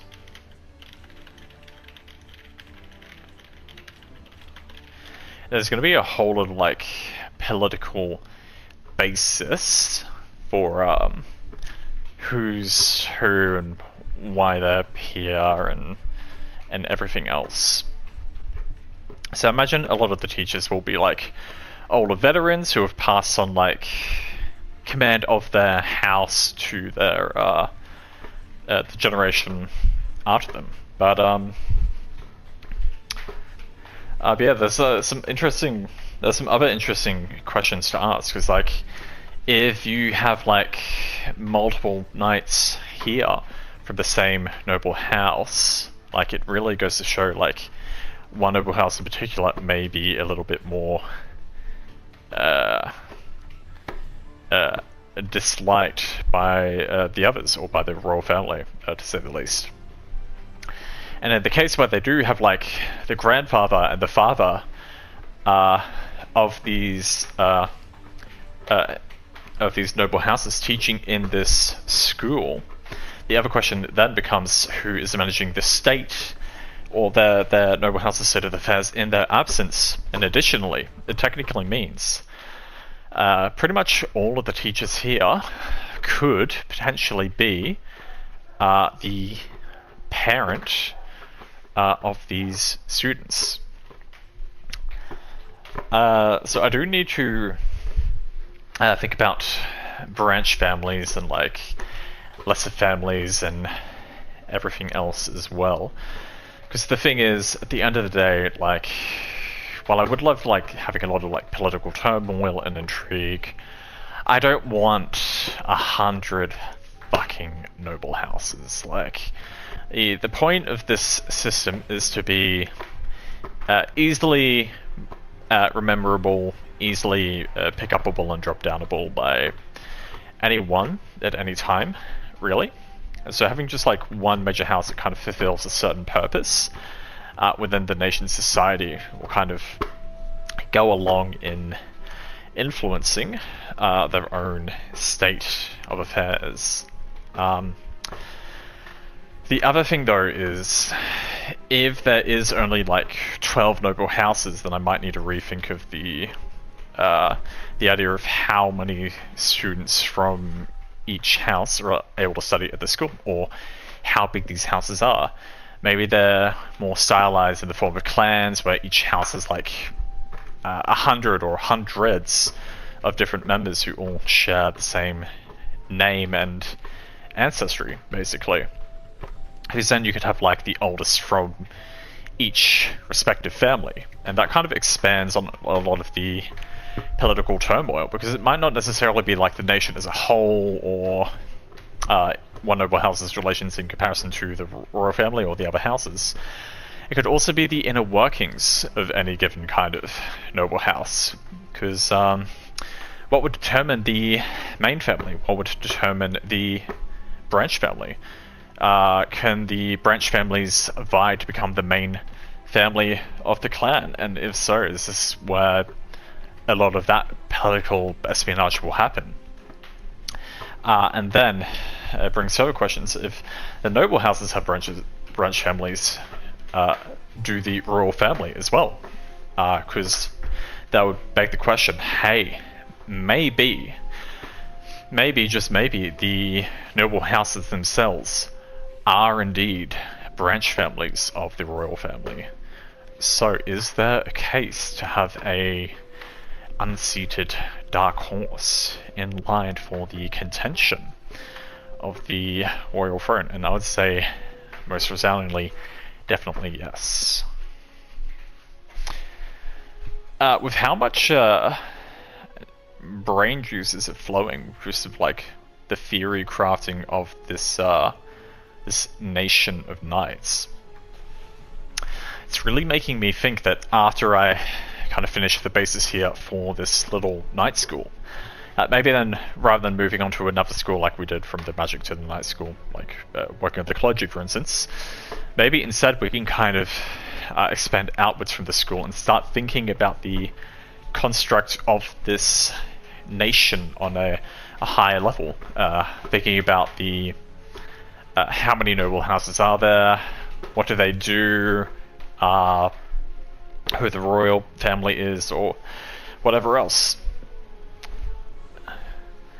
I personally think that sounds like a lot of fun.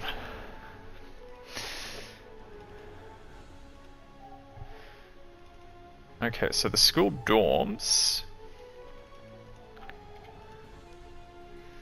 I'm thinking maybe a dorm per noble house.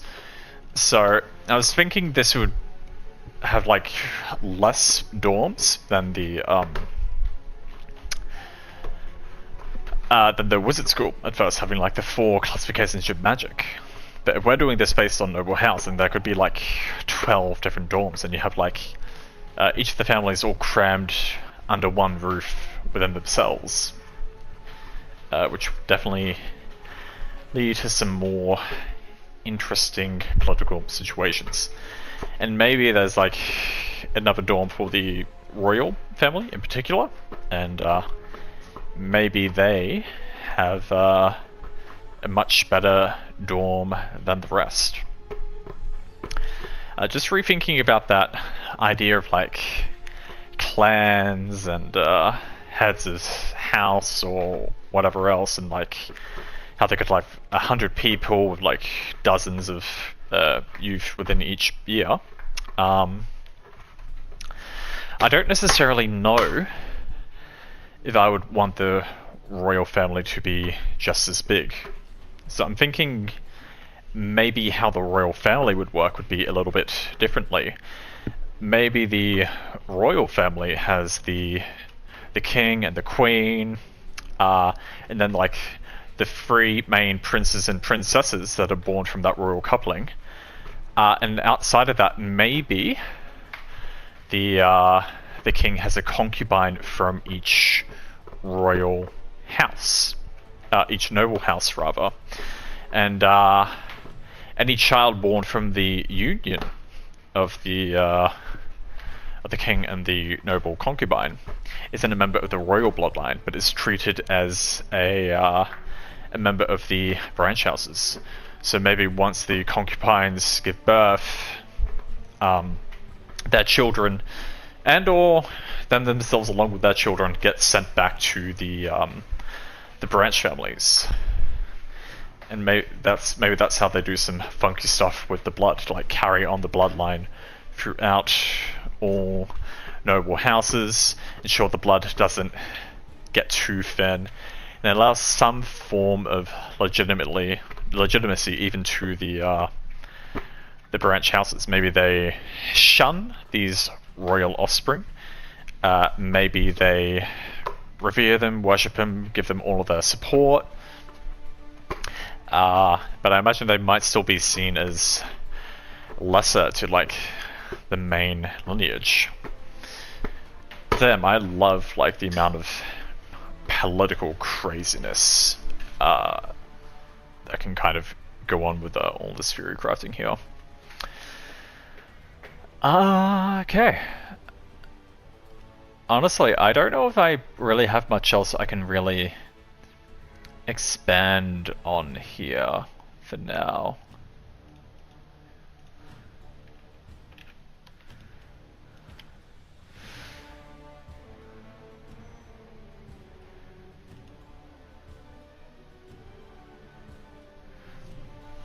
Yeah, because to go any further, I'm definitely going to have to flesh out the noble lineage a little bit more. And honestly, I'm thinking maybe we just dive into that right now. Start expanding on the kingdom itself and the noble houses in particular. So let's do exactly that. So we've got the Knight Academy there. Let's do the noble houses. Maybe the... For now, I'll lump the royal family together with them. Okay.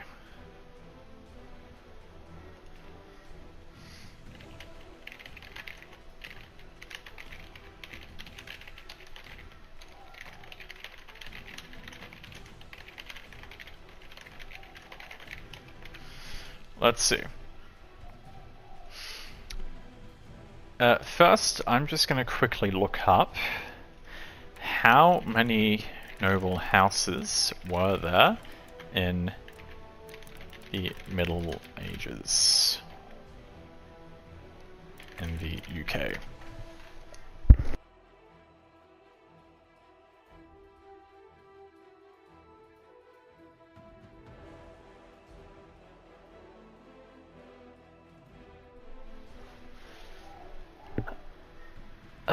Let's see.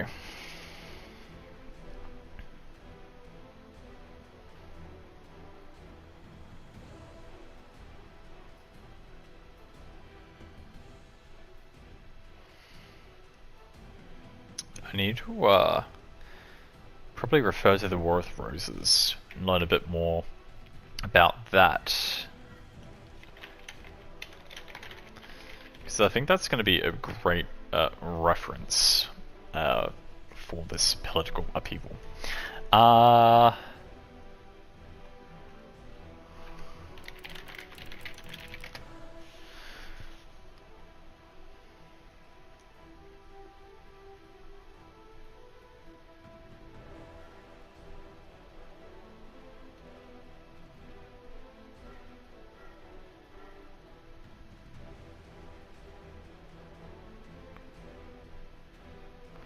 Okay. Now I'm going to quickly bring up a list of the ranks. So we have the King, Queen. I'm also going to put... Yeah, no, this isn't going to be an empire, so we're not going to do Emperor and Empress.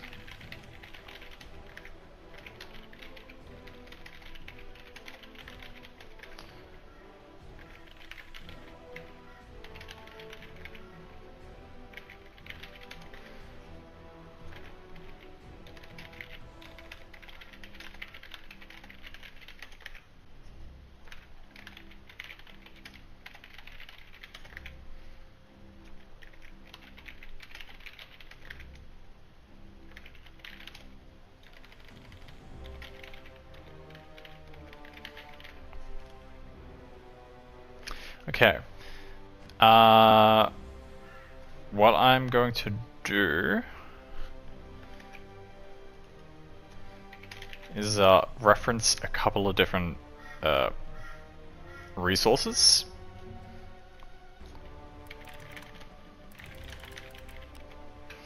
Just to kind of determine like which kind of structure or system or order I want to use for these ranks, and just to make sure I've actually done them correctly as well.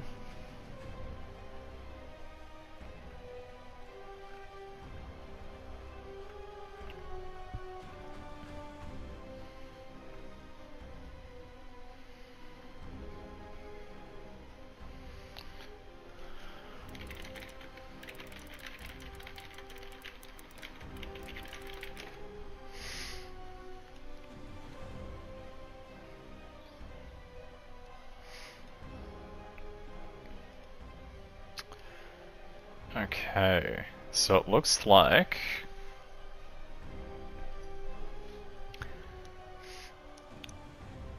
there are Grand Dukes and Grand Duchies, which rank even above like princes and princesses and whatnot.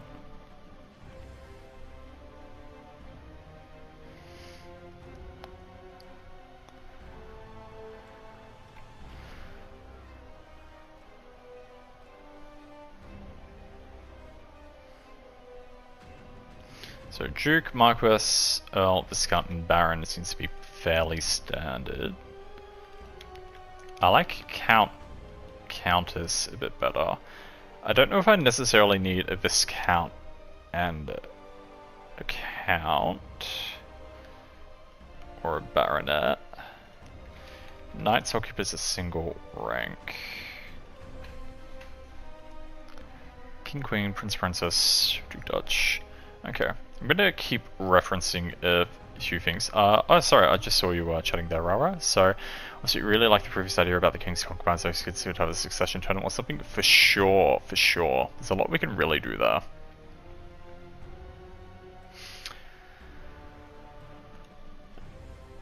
Let's see. What other references do we have?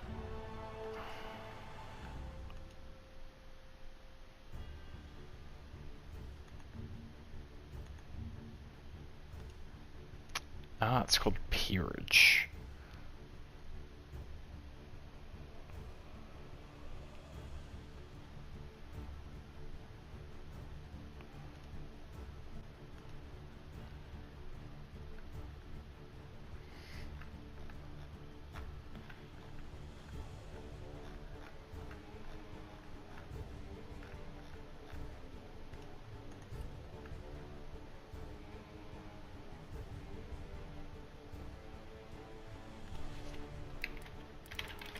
What other peerage systems are there?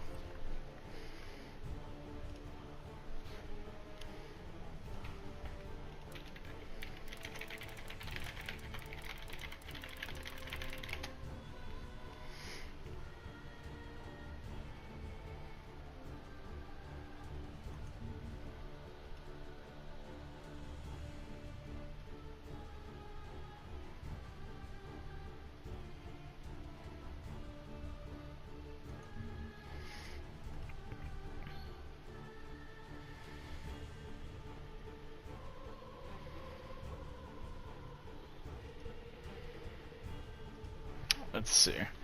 The Frenchies.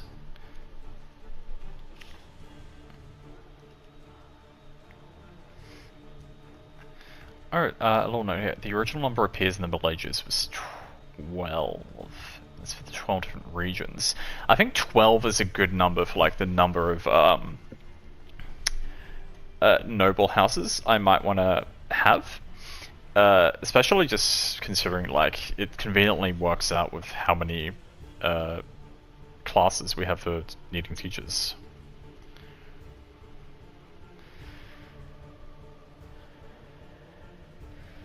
It seems, yeah, the Baron, Count / Viscount, Marquess, Duke, Princes and Kings is the standard ordering. don't know if we're really gonna need more outside of that. So we might be fine with this for now. But I will look up what is the difference between a count and a viscount, for example.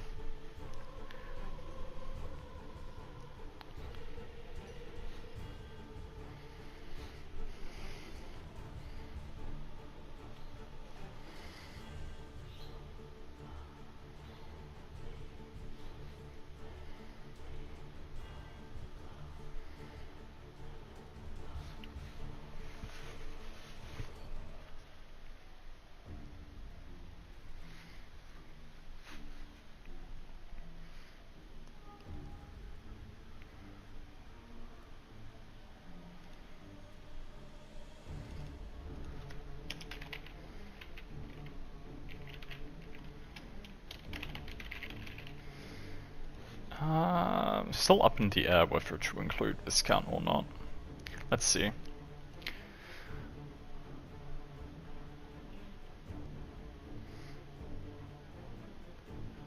So a count is a higher ranking noble than a viscount. Counts are originally appointed by monarchs. Yep. Title has roots in the Roman Empire. Okay, councils generally held high precedence in formal settings and ceremonies compared to viscounts.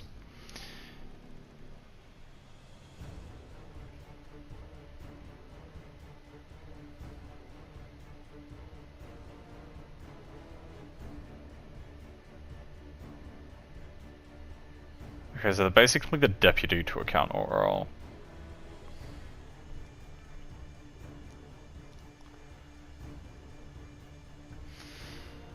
Doesn't seem like we really need to have viscounts because they're basically just count assistants in that case. So we might just remove that after all. And I know technically Earl would be appropriate by the British system, but I kind of like count more, especially if we aren't using countess. So you're gonna have the knights, the barons and baronesses, the counts and counts. Yeah, no, that's a good order. So that's a list of 7 tiers. So we're talking before about how we'd have like 12 noble families and how there might be like branch families and whatnot. And I'm thinking maybe one way we could help utilize the difference or the separation of them is I imagine like these families themselves are in larger like very large territories of land, and rather than stationing any given member of their family within any kind of one given place at any number of times, and maybe each of the noble families has their own duke. Like the head of the house is a duke. In that case, maybe within any kind of given region, they have like 5 like bases of establishment under the name of the one noble family. And maybe depending on like the importance of the area or the size or whatever, there's basically a different rank of noble underneath the same royal house, noble house that's kind of in charge of that one little sector or segment. So we'll have the royal family, kings, queens, and princesses, direct descendants of founding ruler. Noble families are branch families. Each noble family fulfills a specific role in the kingdom's order. Example, one in charge of agriculture, one in charge of military.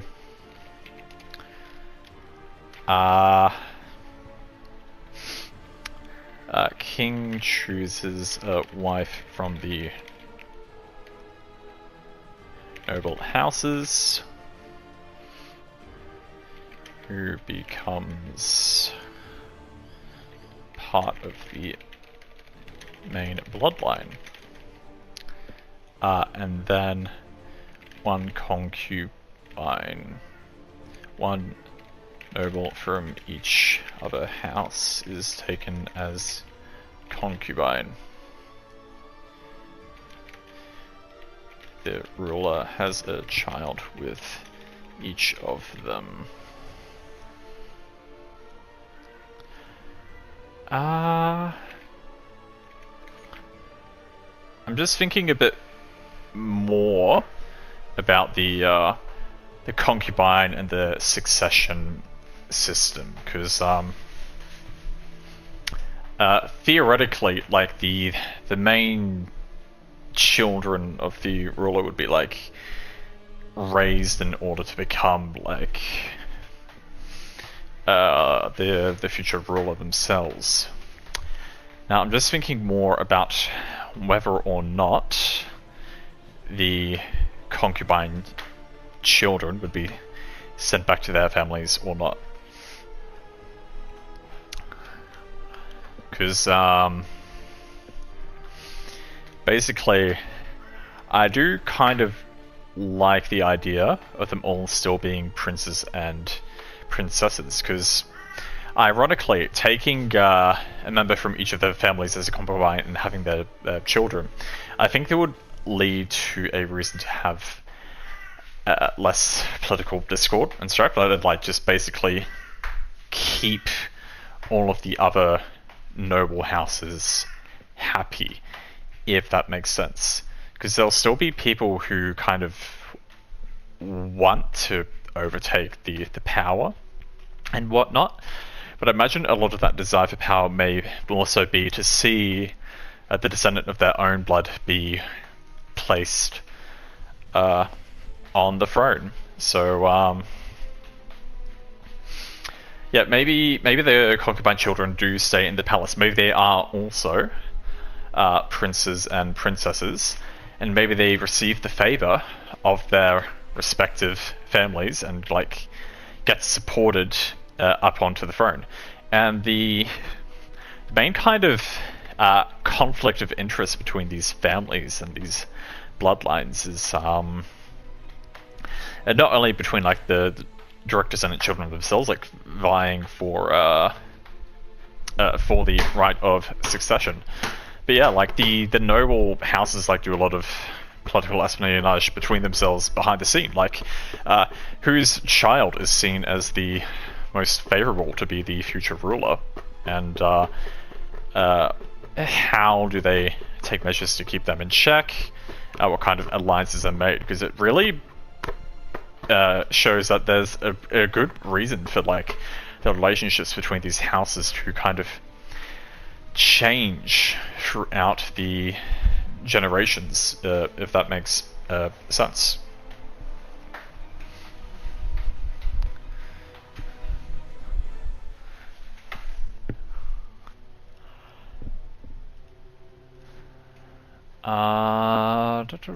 Let me just write that down.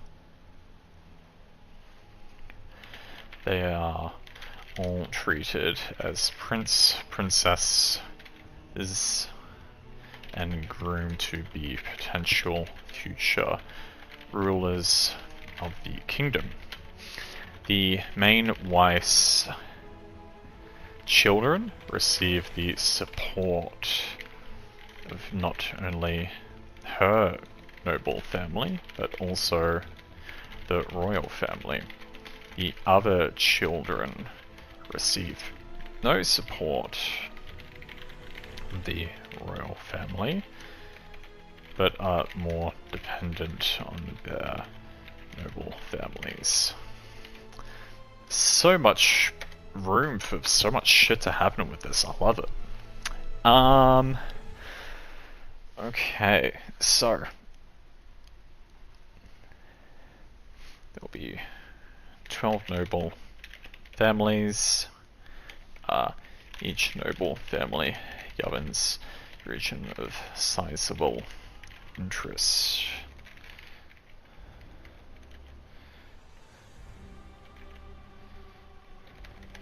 Each noble family maintains their own discipline. No, I've already done that. Cool.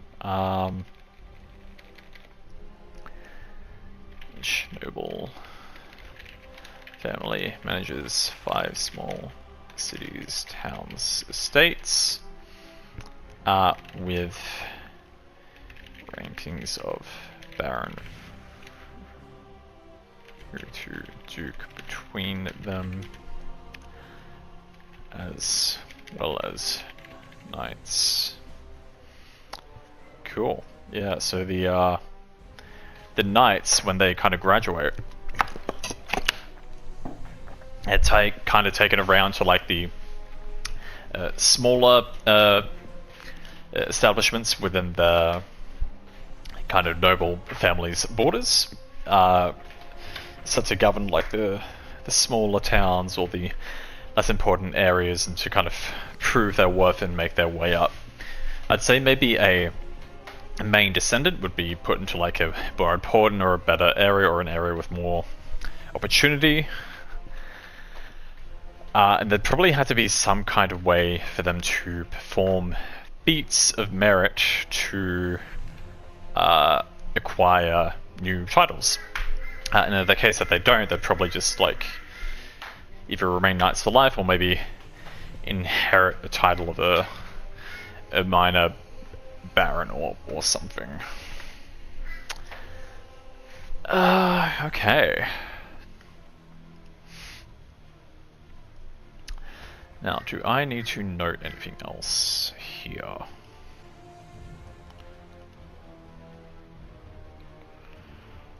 Alright, so we are going to have the 12 noble houses, and I would say maybe the royal family is outside of that. So for a total of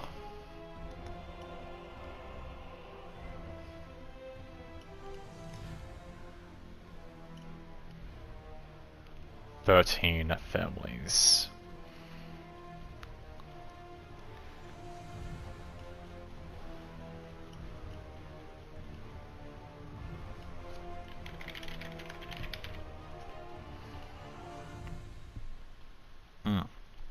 Just in terms of organization, I think I might end up separating the royal family after all, just because of how Maldoniya works. That they're going to be like expended on significantly in comparison, regardless, as a single family basically. So it kind of makes sense to do that. Okay, so now, who are our noble families going to be, and what do they do? What was the purpose of nobility in the Middle Ages? So I think for now, what we're going to have to do is come up with a list of feats, basically. So, what noble house is in charge of what?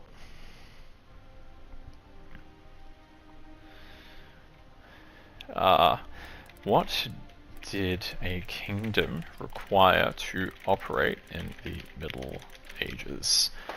So let's see, we'll probably have one for like agriculture, one slash farming, one for fishing slash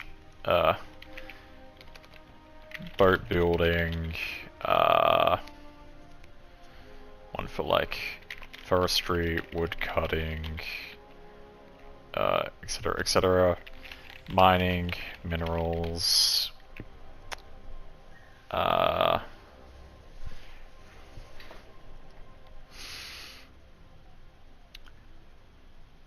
now there's definitely going to be like, I'd say each family would probably have their own fighting force. And I don't really want any particular noble house to be specialized at fighting, even if some of them might have better militia than others. but that's mostly because like the royal family will probably kind of want to concentrate military power and kind of make sure all the other houses roughly keep each other in check.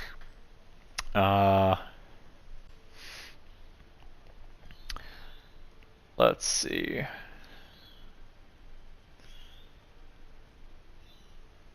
And even though like some of these nobles might all have like their own duke, I'd say there's probably still going to be like good reason for some of these families to differ greatly in terms of like actual strength. Okay, so monarch and central authority, nobility and feudal system, military force, legal system and justice. So it's probably worth noting royal family takes care of centralized systems, question mark. So for now we'll just think of things like military, legal, justice system, economics, infrastructure, church, religion, communications, diplomacy, education, culture. Because yeah, like I don't imagine the royal family would want this prestigious knight academy to be outside the bounds of its borders as well.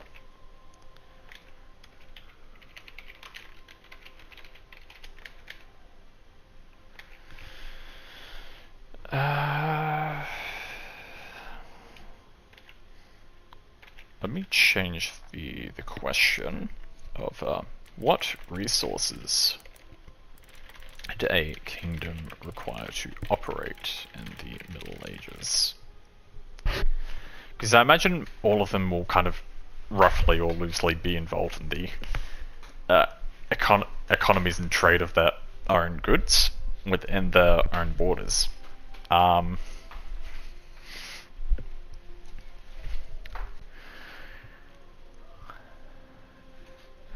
So we also have like livestock.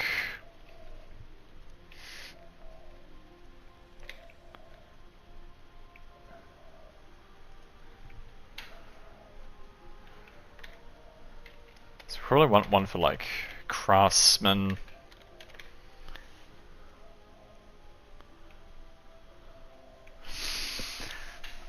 Yeah, I need to think a little bit about how I want the clergy, in particular, to be handled. Mostly because I'd say most of the other like states will be religionless, outside of like the Egyptian mythos, the Greek mythos, or the Norse ones, for example. And then it's the Romans like trying to push their agenda of like healing light onto everyone else. So to that end,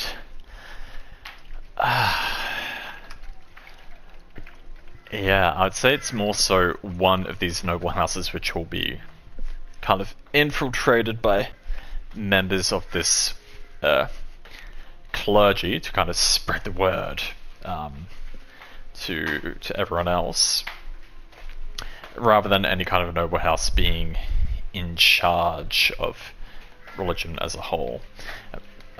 If anything, that's more of a royal kind of state level decision, but which is exactly why the contestation of power is really going to come into question on player.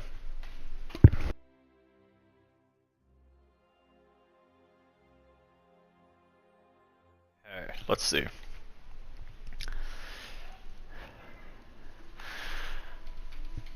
Currency tax.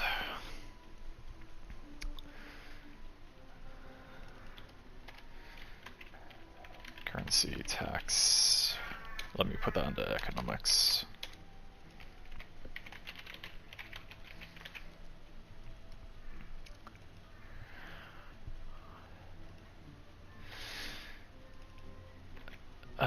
let's see.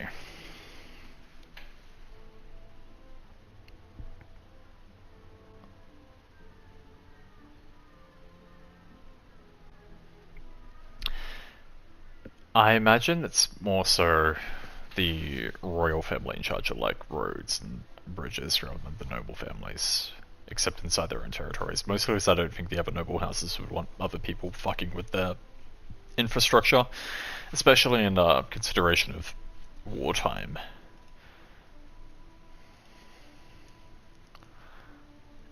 Everyone kind of has their own administration.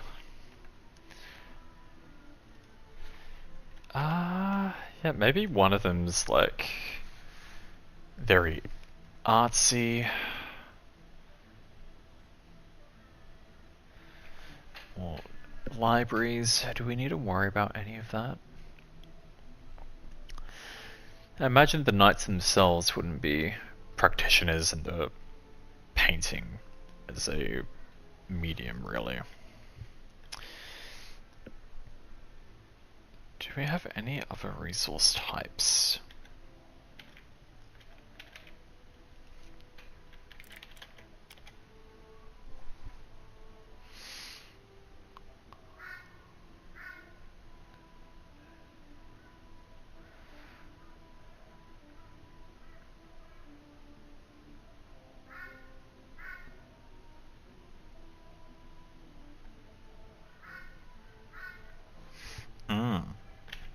So we can have a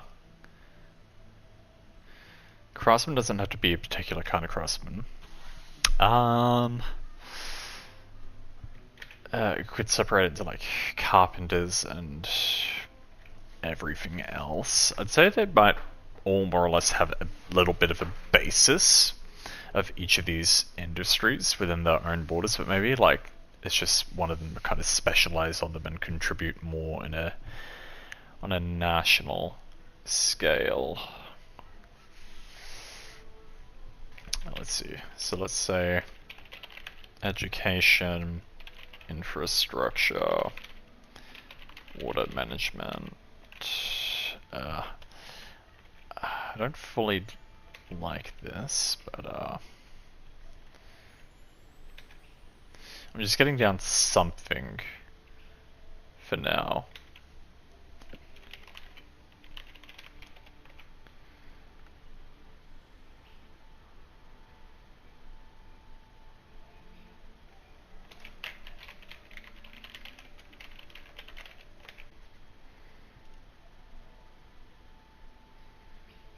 What it might be worth doing is thinking a little more in lines of the term of like specialty goods to like a lesser extent, so rather than just like fish, it's like a peculiar kind of fish in a peculiar region or whatever. Well, I guess it isn't overly important to like finalize a specialty for each of these houses right now, but I guess it's kind of worth keeping in the back of the mind. I can do a little bit more research later as to how all that might work.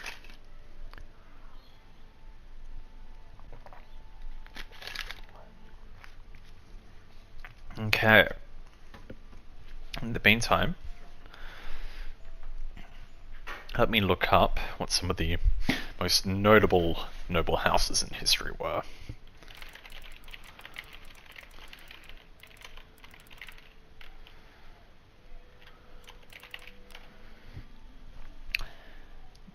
Again, referencing mostly the Brits for this one.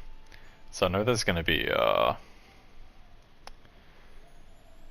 different ones, so like the French and whatnot, but we'll deal with those when we make a French-based nation.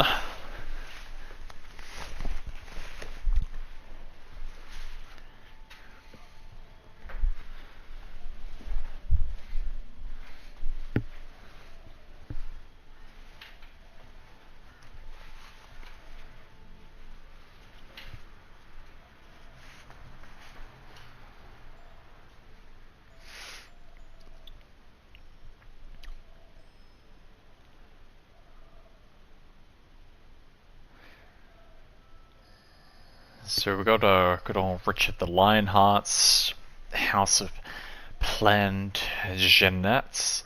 So they would dealt a lot with the War of the Roses and the 100-Year War. They got with Lancaster and York.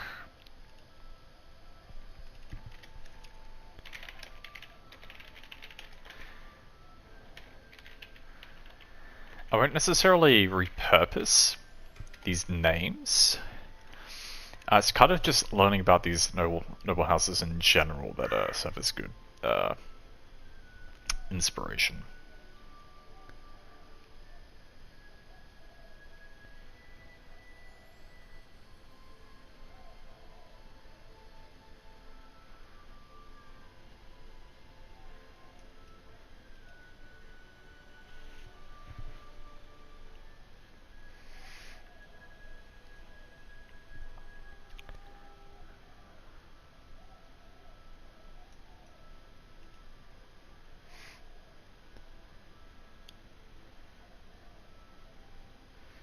Okay.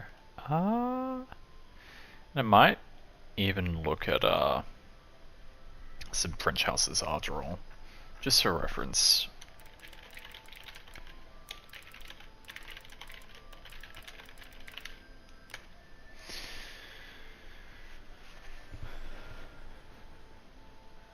House of Bourbon.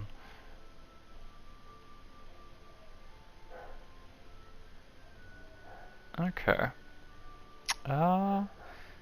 Yeah, I mean, as I said before, I don't think I'll use any kind of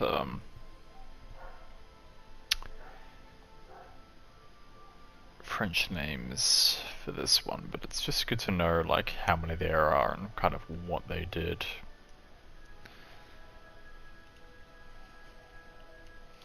I think for the most part, learning more about the War of the Roses and maybe the 100-Year War is going to be a pretty big reference. So let's see.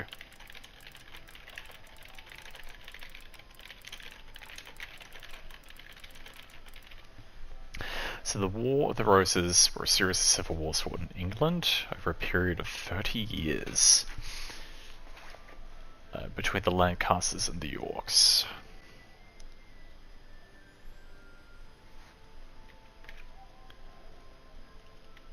So the Yorks were the White Rose. It's very symbolic.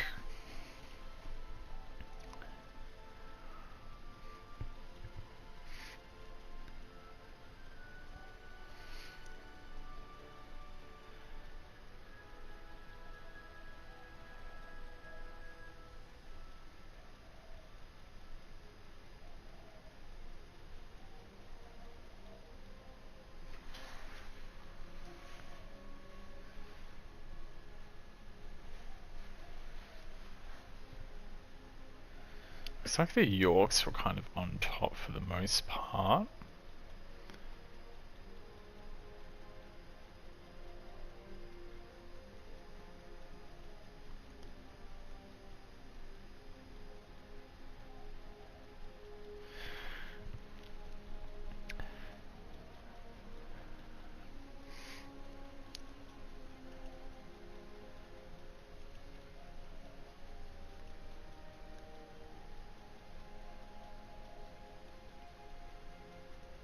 Okay.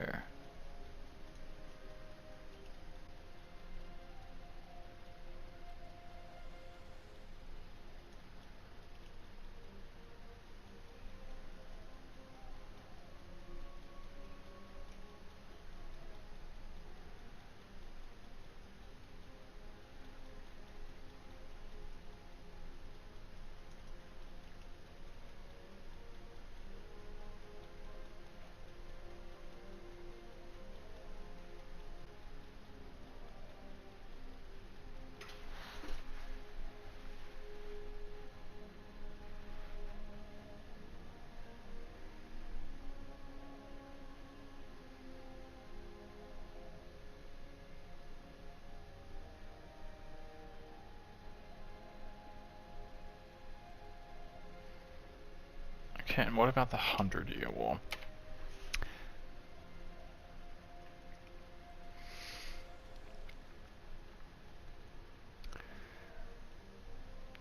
think I need to think less so about like the specialty of these noble houses, and also just come up with maybe a representation of like maybe a code of chivalry that they each kind of try to represent, or some kind of like knight's code or something. But since this is going to be a bit more fantasy based, we kind of want something for them to believe in to the point where they would fight for it. If that makes sense.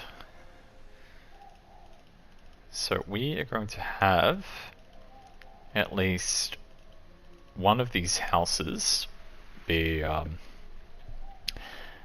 a lesser weak noble house infiltrated by the Holy Roman Empire, teachings of the God of Light being spread throughout. The Empire wishes to spread their faith to the rest of the kingdom, using this noble house as a puppet/tool to do so.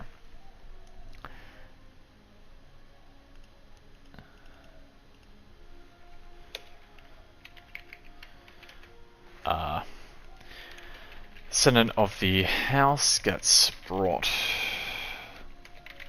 up under religious teachings and is being groomed to vie for the throne as future ruler.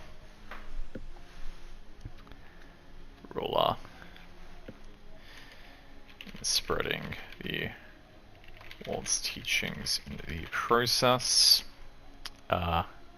becoming a vassal state of the Roman Empire as a result.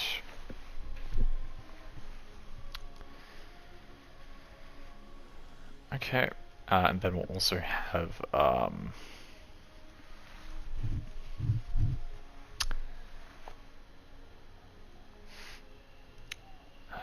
do I even want a separate house for the royals? Probably not, actually. Because I can just have one of these ones be it. So we'll say current royal house, thickest bloodline of founding ruler, currently in charge of the nation. And what I'd like the idea of is maybe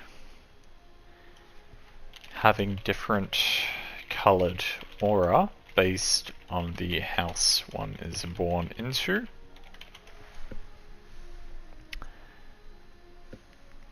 So the symbolism of the colors might change, like based in history or over time or whatever. So probably like the 7 colors of the rainbow, then like the shades of black, grey, white, and then some other bullshit for the other colors. Maybe we'll figure that out a bit in more time. But yeah, so let me see. That'll probably be the one we'll expand most on, but we'll kind of get to that later. So royal house, religious house, probably some kind of political house, some kind of militant house, some kind of economic house,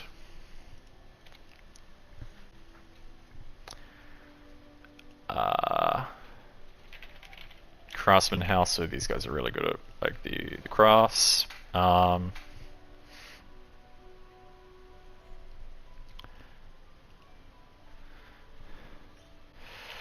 order house, so like the boats, the navy, everything else.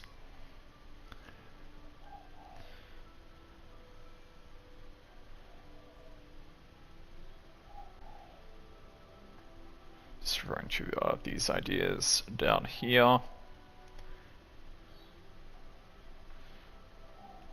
Water's very misleading.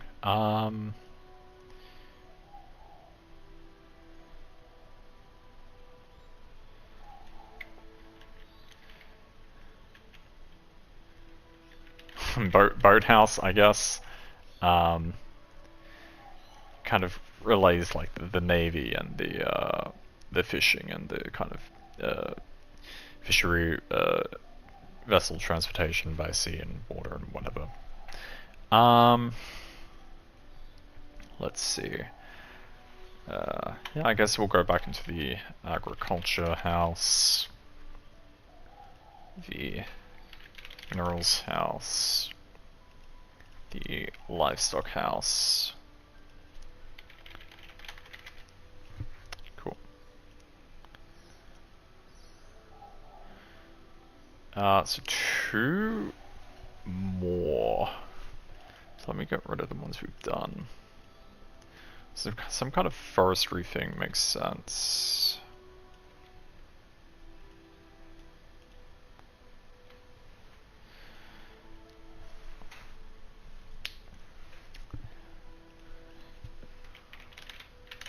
Especially given like how major of a resource wood would be back then. What are we missing?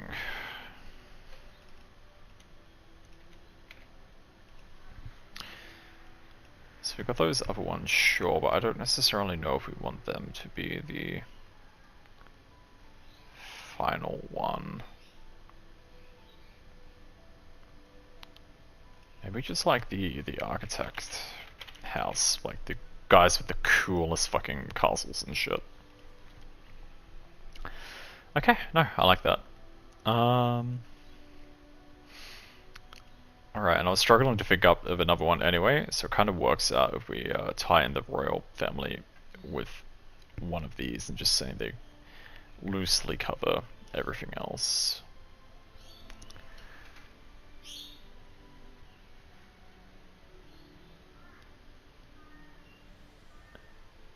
Okay. Let me see. So, the political house is the most cunning / ambitious. The most cunning political ambition wishes to vie to have their bloodline take the throne.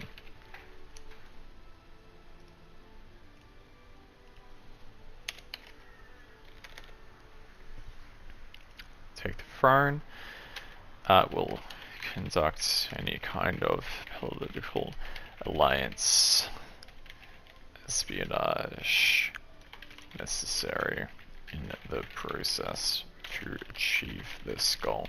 So these are the fucking power-hungry kind of cloak and dagger fuckwits who will make a handshake promise with you with the fingers crossed behind their backs, with a smile on their face.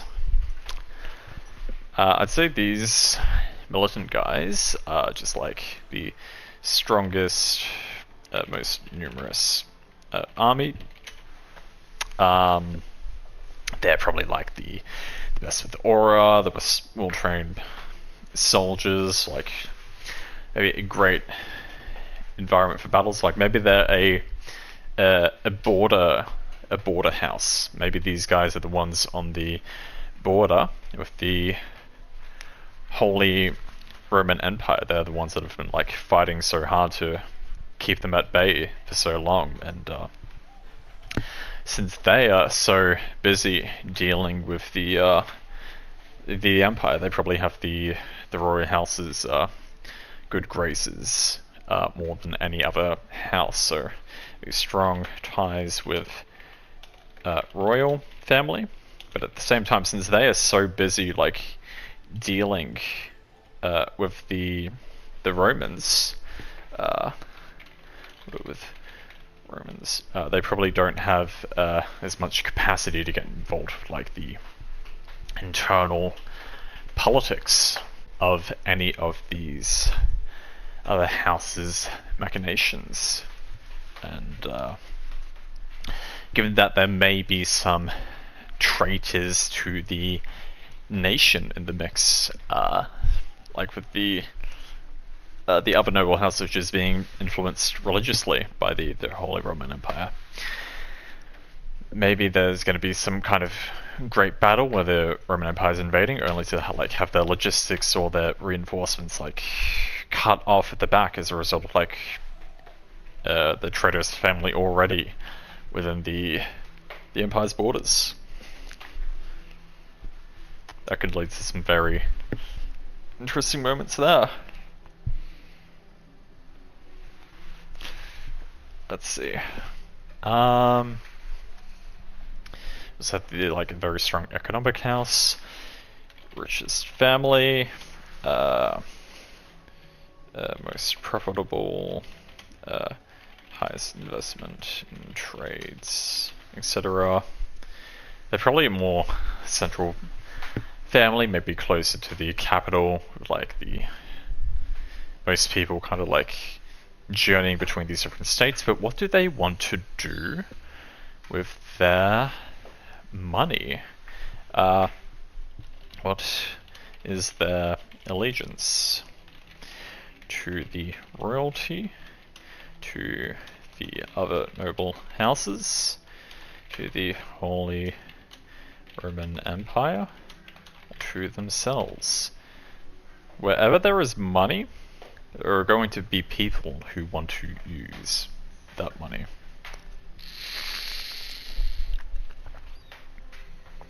So in that case, who or what are they using their money for? So craftsmen, best crafters of arms and armor in the nation. Probably strong ties with the militant house. I imagine these guys are probably close to the mineral guys as well. Strong ties to the militant and minerals houses, because they probably all depend on each other in some kind of form. Like the mineral guys do most of the supply to the craftsman guys, and the craftsmen supply most of their stuff to the militant guys. So they probably have like a solid, loose agreement in terms of like supply chain, both for the greater good and for themselves and each other. I imagine these guys here, the boat guys, would have positive relations with forestry house. And I imagine forestry guys probably border the agriculture / livestock guys.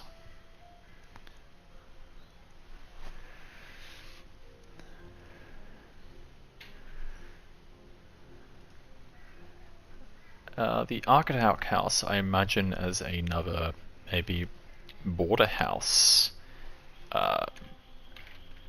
Borders, foreign borders. Maybe they are tied in with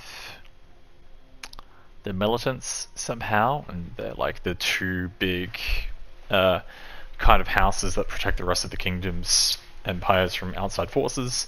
Similar to maybe the boat house who do the same from the waters.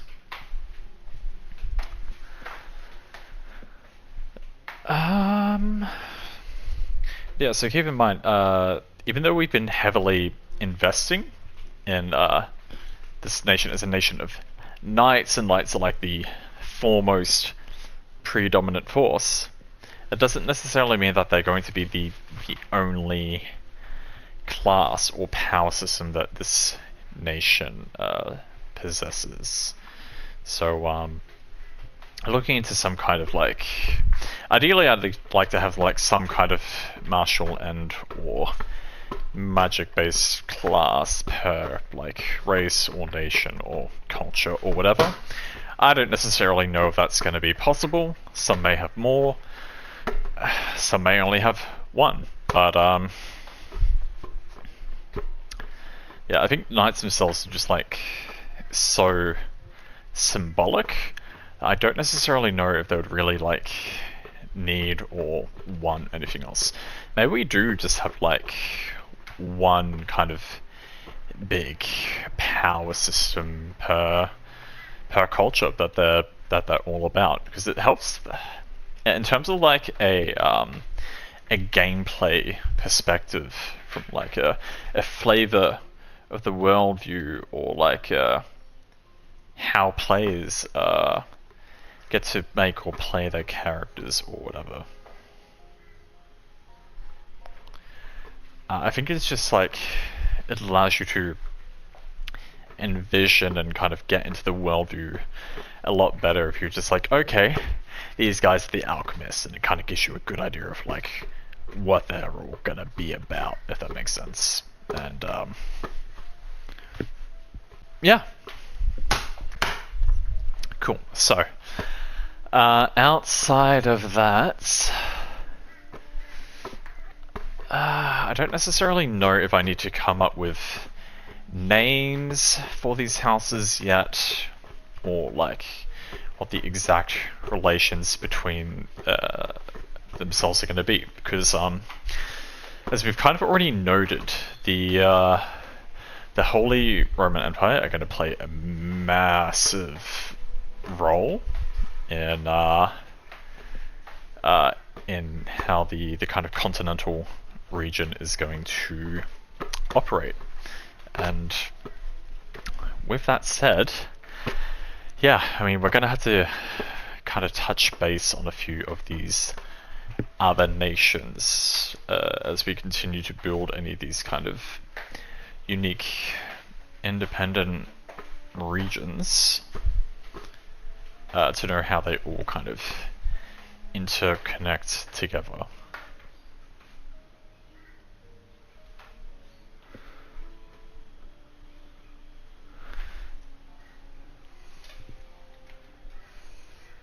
Alrighty.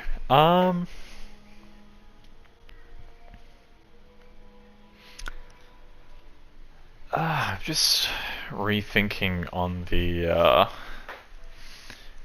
kind of house structure, because I think I briefly dabbled before of like having a rank of noble per kind of house, but yeah, no, because just like looking at this structure, some of these houses are clearly going to be more important than others. Like, I imagine the military house, the political house, and the economic house, they are going to be like the Duke houses. Those are the big kind of three up there. So let's say Duke, and Duke. And what I'm going to do now is, so we also have the three other ranks between 8 houses. So maybe the economic houses in a Duke, maybe they are Marquess. That seems good to me.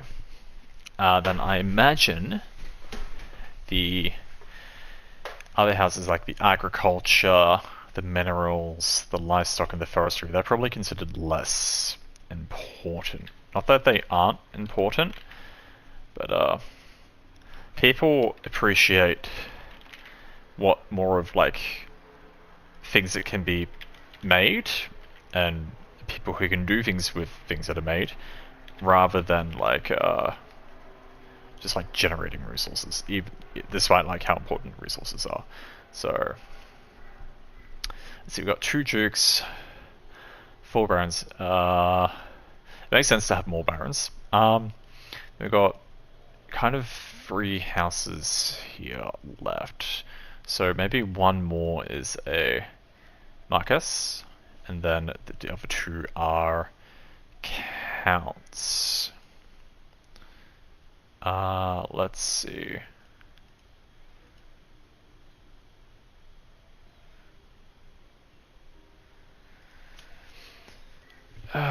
Okay, the boathouse is kind of like militant as well, but as is the architect house. I like to imagine them as both being just as important as each other. Maybe less so than the actual militant house though.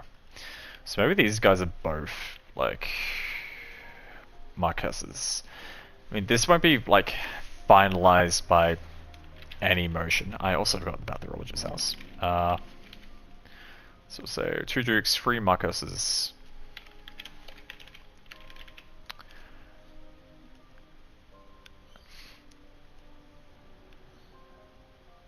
Or maybe they are the counts.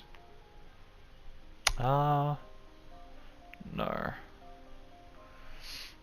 So the religious house is definitely going to be barons.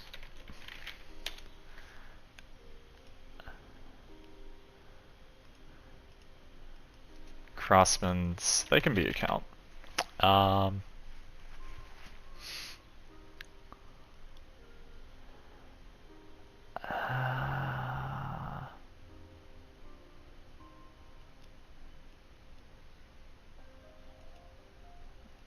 No, maybe these guys are counts true. Like having more lower ranking houses leaves more people to potentially like vie for power or control, I imagine. So we've got the royal house, 2 dukes, 1 Marquess right now. Maybe we can have like a single duke. I kind of like having another noble house to at the duke level, just because the dukes can like keep each other in check. Let's see. Count. So 3 counts, 5 barons. I don't like only having 1 Marcus.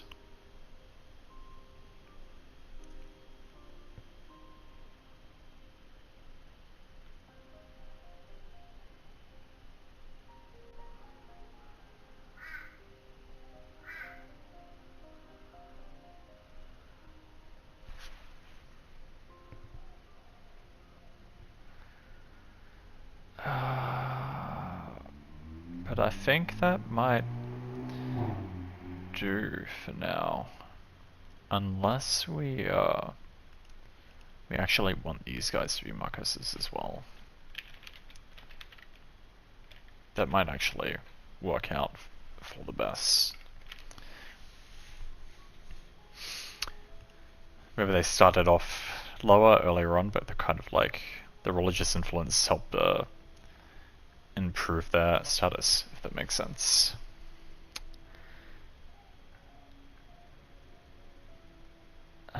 Okay. In that case, what we might do now is determine, based on these noble houses, we're going to go back to our night school and over to our professors, and I guess we'll call these guys instructors here.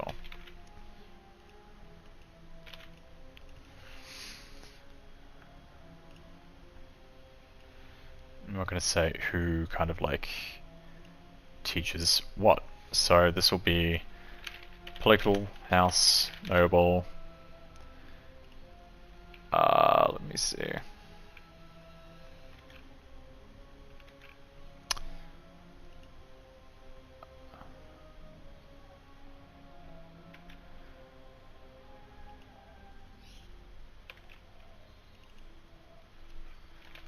Architect, house, noble, livestock, house, noble, forestry, house, noble,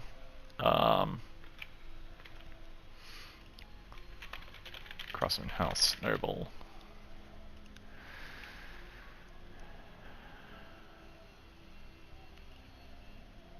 I imagine one of like the sneaky things the political house might do is try to voluntarily fill in for other houses for other areas. So I kind of like the idea of them just like doing all the theory shit and like spreading that influence for the school to like the future generations.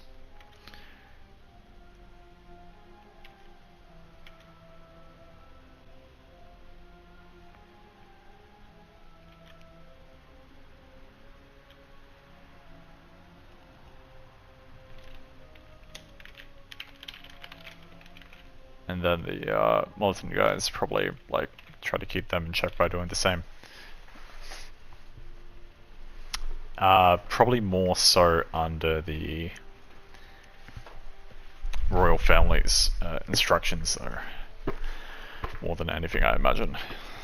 So we'll have a total of, let me see, 1, 2, 3, 4, 5, 6 of the 12 noble houses teaching at the school. So even though like 2/3 of that is the militant and political houses on their own, it also goes to show a long way like the which of these houses is more powerful and more influential, and who is kind of in the positions of power, and more importantly why. But yeah.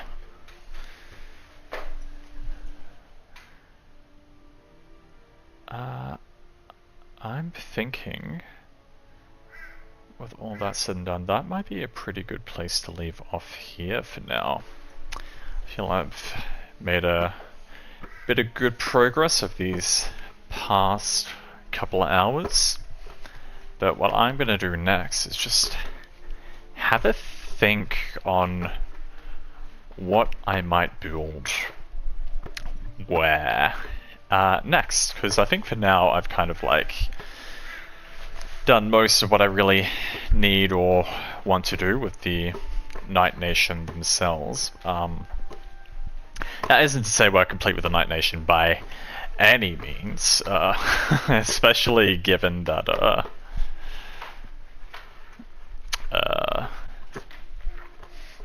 we've still got to like build the country itself, like what is where, how much land border do they have, how much sea border do they have, how many mountains, how many forests, how many rivers, how many lakes, etc, etc. But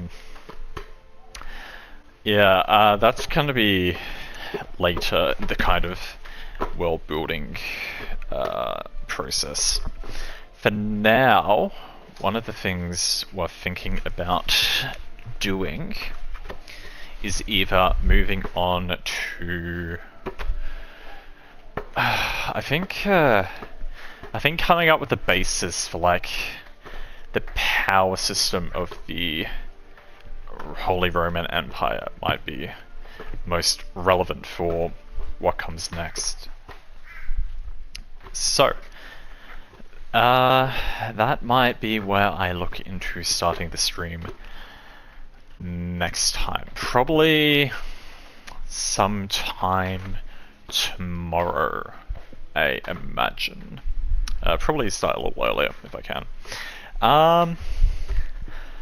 But yeah, no, so we're probably going to look to establish our first real, like, faith-based power system with the Roman Empire and their God of Light. So we're stepping away from noble houses and the kind of academy-based power systems, because I imagine the Romans' holy light god of healing or whatever will operate a lot differently.